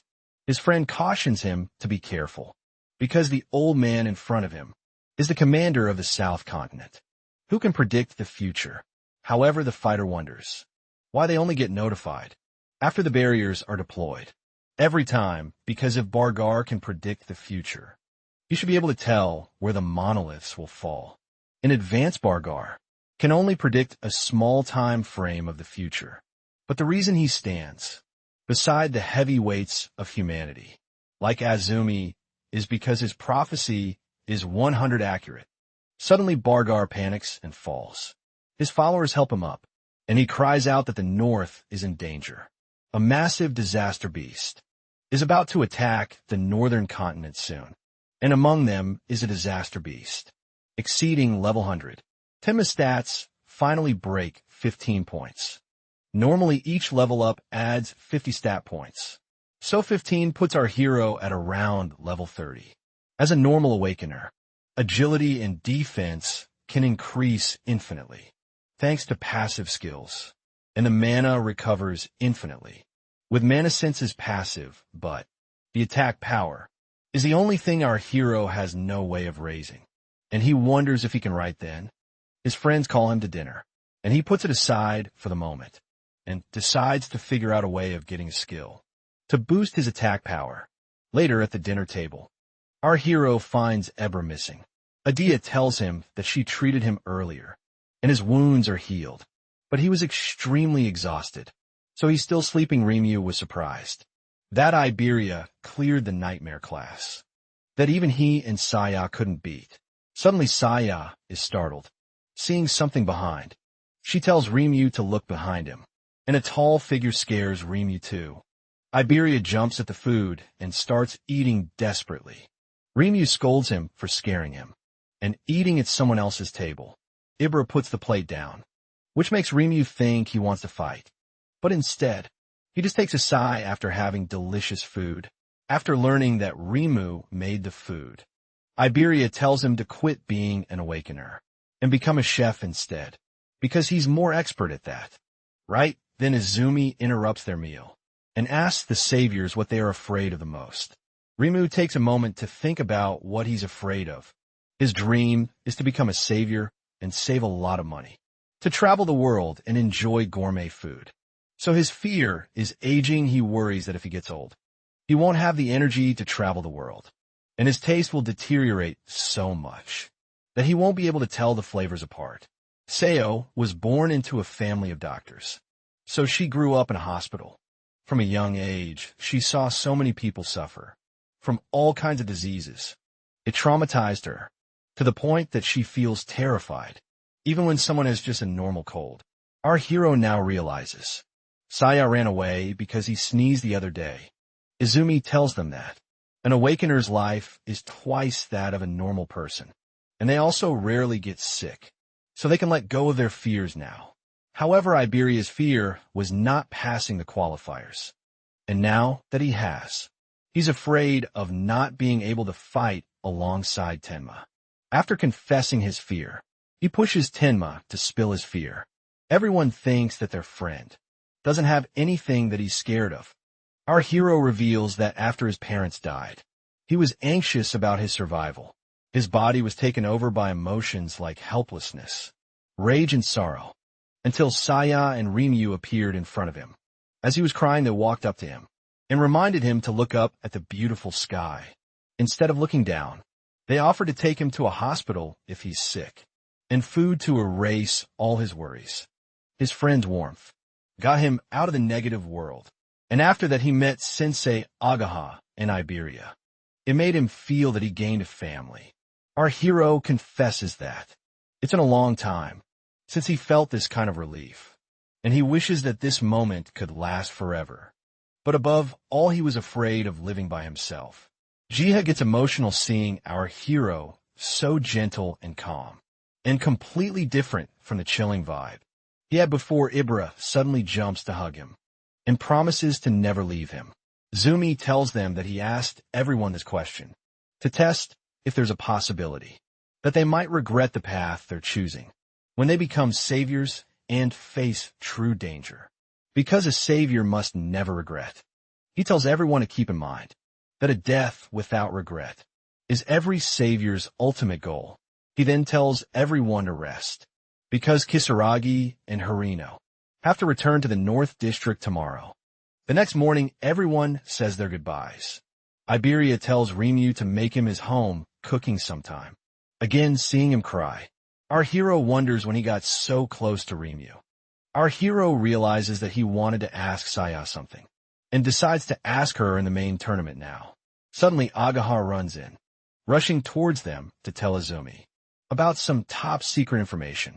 From the South Continent, he tells Azumi that the clearance level for the intel is extremely high, and it can only be disclosed to saviors, level 50 or above, and continent commanders. Izum tells Agaha to break the news, because he trusts our hero and his friend. Agaha tells Azumi about the prophecy from Elder Bargar, that a massive disaster beast attack will happen in the northern continent within the next 3 days. Emma wonders if the prophecy is reliable, and his friend tells him that Bargar is a renowned prophet across the 5 continents, and his prophecy is like a confirmed future. Ageha hurries Izumi to leave the northern continent. Quickly, Izumi knows that there must be a reason for the disaster beast to launch a massive attack, and he feels that he's likely to be the target. Zumi considers staying in the northern continent to serve as bait, but Agia argues that combat isn't his specialty, and he shouldn't risk staying behind.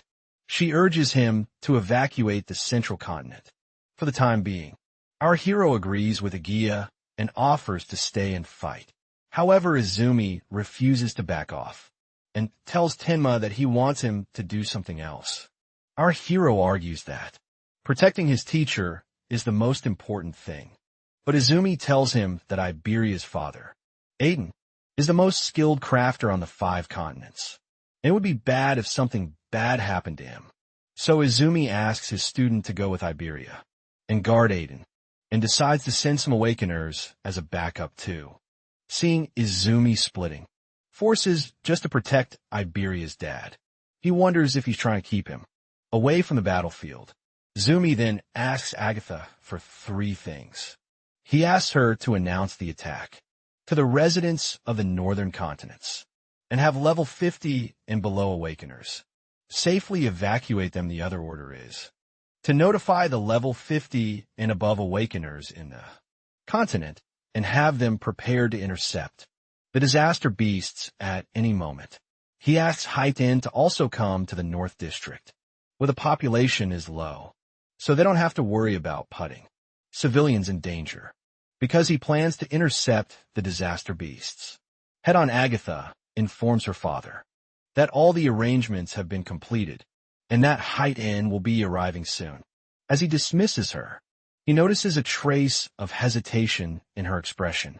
It doesn't take long for him to realize that she is curious about one thing: why he chose to send Tenma to Aiden in the first place. Agatha is unable to hide that curiosity, and seeing no reason to avoid the topic, he decides to explain. He tells her that they are expecting the appearance of prophesied disaster beasts, monsters whose levels could easily exceed 100. If Tenma were to encounter such beings, he would be forced to fight seriously, and in doing so he would involuntarily expose all of the skills he currently possesses. Ajiha immediately argues back, pointing out the danger in that logic. By revealing Tenma's best abilities so openly, they would also be informing the disaster beasts of his strengths, giving them time to prepare countermeasures, and ultimately kill him anyway. Her father then shares another observation he has made about Tenma. Despite his versatility, he noticeably lacks raw attack power, according to a rumor circulating among high-level circles. Aiden possesses an artifact capable of greatly boosting offensive strength. If Tenma were able to acquire that artifact, he would become an awakener who possesses nearly every possible ability, filling the one gap that currently holds him back. At around 8 p.m. on the first day of the prophecy, monoliths begin raining down upon the districts of the northern continent, signaling the official start of the assault.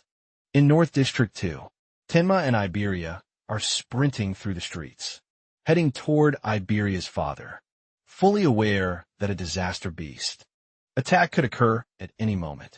Suddenly, they spot a monolith descending from the sky and realize that the attack has already begun, landing directly in the center of the city. Tenma isn't sure whether all the citizens have successfully evacuated. If a disaster beast were to appear right now, casualties would be unavoidable. As panic spreads, the citizens of the city begin to run for their lives, just as the elder Bargar had predicted. Meanwhile, Tenma carefully observes the barrier forming around the area. He finds himself torn between 2 difficult choices: saving the civilians, knowing that abandoning them would result in countless deaths, or focusing entirely on their mission, knowing that helping civilians would only slow them down and become a major obstacle. He realizes that he can't bring himself to ask Iberia to help with the evacuations. Iberia is clearly worried about his father and hasn't even asked for a break, despite being heavily exhausted. However, before Tenma can say anything, Iberia voluntarily suggests helping the civilians first. With that, they quickly change plans, deciding to wipe out the disaster beast within the city. Before anything else inside the city, a flame golem level 21 has already appeared. Several heroes are desperately trying to hold it off, but their levels are drastically lower than the beasts, making the situation a complete lose-lose scenario. As they exchange glances and assess the damage, they realize they can't do much more. One by one, they decide to turn and run for their lives. All except one water elementalist. The man rushes forward to confront the monster. Even though fear grips his entire body, he is practically wetting his pants. But he refuses to show his terror outwardly. Through sheer effort, he manages to take the monster down once, however. As the flame golem revives itself, it lets out a deafening roar and releases a massive wave of flames. At that moment, everyone realizes the same thing. They are about to be turned into grilled chicken.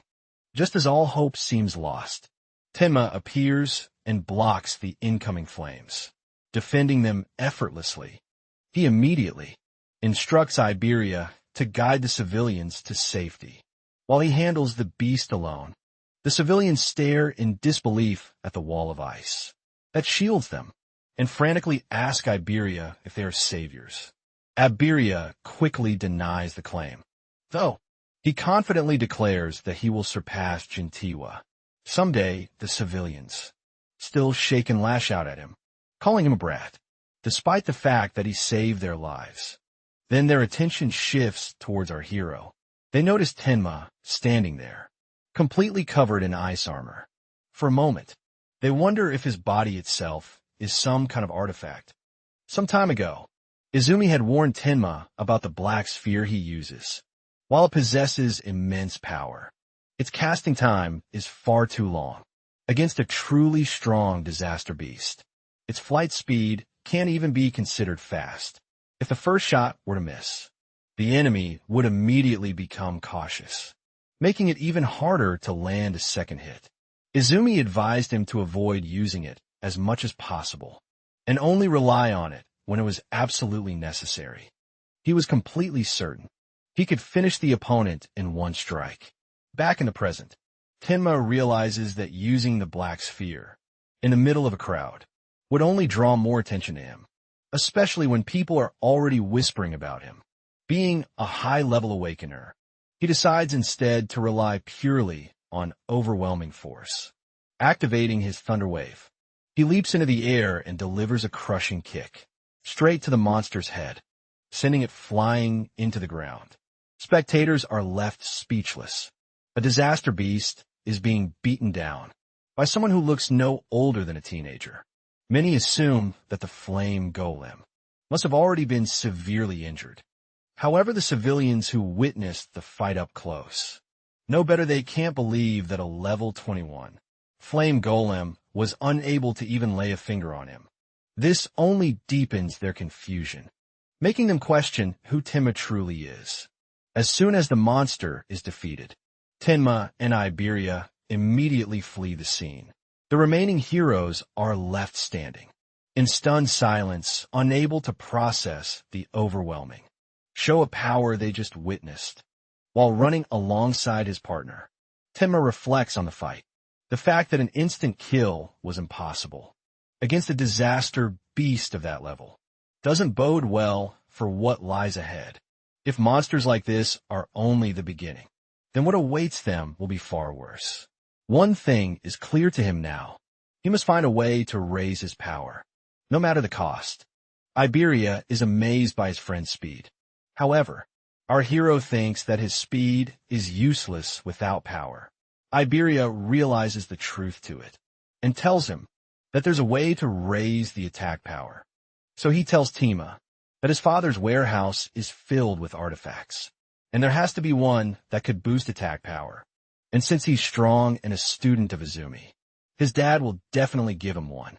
Iberia starts drooling, imagining his friend covered in artifacts, and hurries him to get to his house, to get something from his dad. Our hero thought he was holding back his speed, but seeing his friend panting so much, even with his agility, makes him realize that he's struggling to keep up. So our hero grabs his friend, so that he doesn't get too tired to fight the disaster beast and makes a run for it. Iberia screams in panic for going too fast, but our hero tells him to put up with it, for wasting too much time. After a short while of running, Iberia takes a sigh of relief for making it in one piece.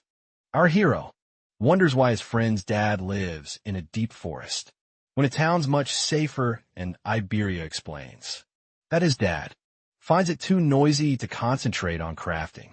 In town, however, he cautions his friend from underestimating the defense, because there are tons of traps all around the place. Our hero now realizes why he was feeling the traces of mana, and his friend assures him that he'll be fine, as long as he follows the path. Tenma knows he can avoid the traps with his mana sense. His friend, feeling too confident of himself, suddenly steps on a trap. He starts panicking, because the trap he stepped on is the most troublesome. Our hero feels the mana getting stronger, and suddenly an epic iron golem stands before them. Our hero is surprised that the old man even has humanoid artifacts. The iron golem swings his arm to attack Iberia, but our hero steps in and blocks the punch. As our hero stands against the golem, he knows that the artifact's attack power is stronger than him. However, he still can't destroy the artifact with his piercing true sphere, because it's meant to protect his friend's dad. He asks Iberia if there's any way to stop the golem, and Iberia tells him to go for the Karma Stone in its chest because it's the power source. Our hero activates his Thunderwave, because he may be lower in attack power, but he's faster. He quickly climbs through the iron golem's arm and steals its Karma Stone. Suddenly, Iberia screams at just to stop. Our hero is surprised as he turns around and finds a man taking a swing at him. Just clarifies that he thought they were bandits, and our hero wonders how he sneaked in without any mana waves even more. He's surprised to see the sword disappear. Iberia introduces his friend to Jusk and tries to give him more details, but our hero hurries to get to the topic. Yusuke tells them that the old man is in the back, but warns them to be careful because he's in a bad mood. Iberia excitedly tells his dad that he passed the qualifiers, and he cleared Nightmare class, placing 4th in the region. He asks his dad to fulfill his promise and give him an artifact of his choice, but instead of an artifact, Iberia gets a slap to the face. His dad asks him to return the dragon gear he stole. Iberia tries to protest that he just borrowed the artifact, but his dad scolds him for being too reckless, because wearing the dragon gear for too long has irreversible consequences. Iberia walks out angry, and the old man turns to our hero, recognizing him as a Zumi student. Our hero introduces himself and explains to the old man that he was sent to protect him because of the prophecy about a massive disaster beast attack. The old man knows Izumi has high standards and rarely takes in disciples, which makes him wonder why he would choose someone so ordinary looking. Like our hero suddenly, the old man's eyes open wide in shock as he realizes that the kid in front of him may have his level fixed. The old man thinks that our hero is faking his stats with some kind of artifact, but Tenma tells him that he isn't. The old man now realizes why Azumi requested the artifact.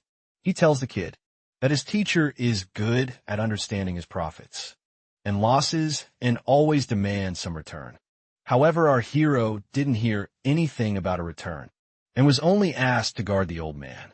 Aiden tells our hero that he received a contact asking for a certain artifact in exchange for letting Azumi's disciple protect him.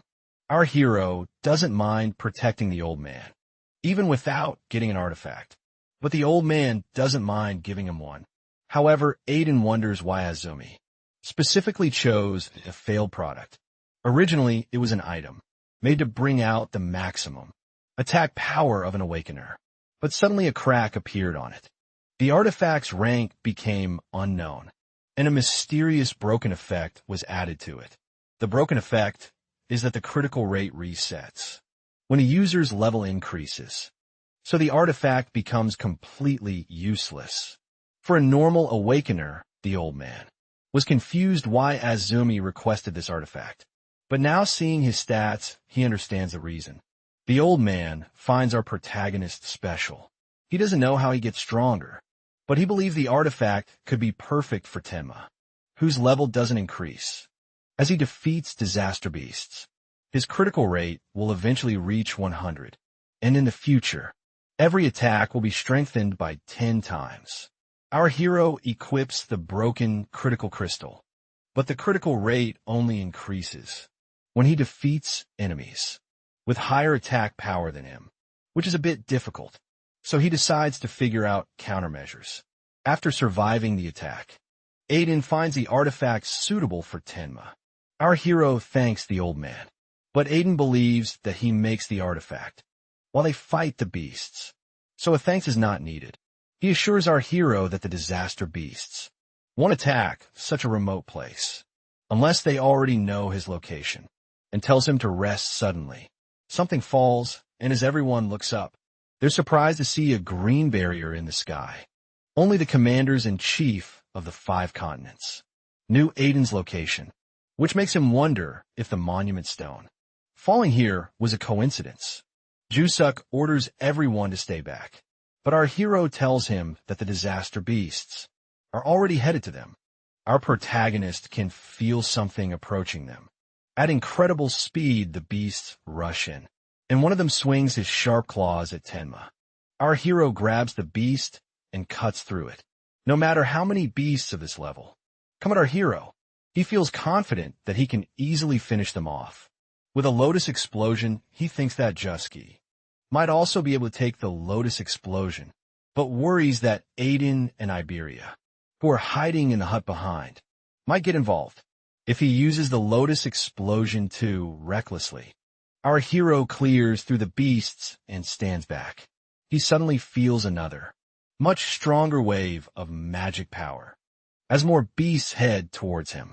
Meanwhile, the Demon King, Yamaraja, informs his lord that the first wave of the advance party, made of lower-class slaves, has been sent to the human world. He asks the lord which of the 8 demon kings should be entrusted with the command of the main force. However, the lord tells them that he saw the existence of an important person in the human world with the eye he left behind during his last visit to the human world, and wants them to capture him.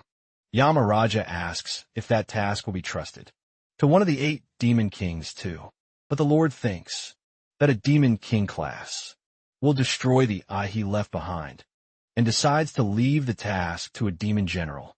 Instead, as for the command of the main force, he decides to give it to the ape-eating demon, because he hasn't tasted a living human in a long time.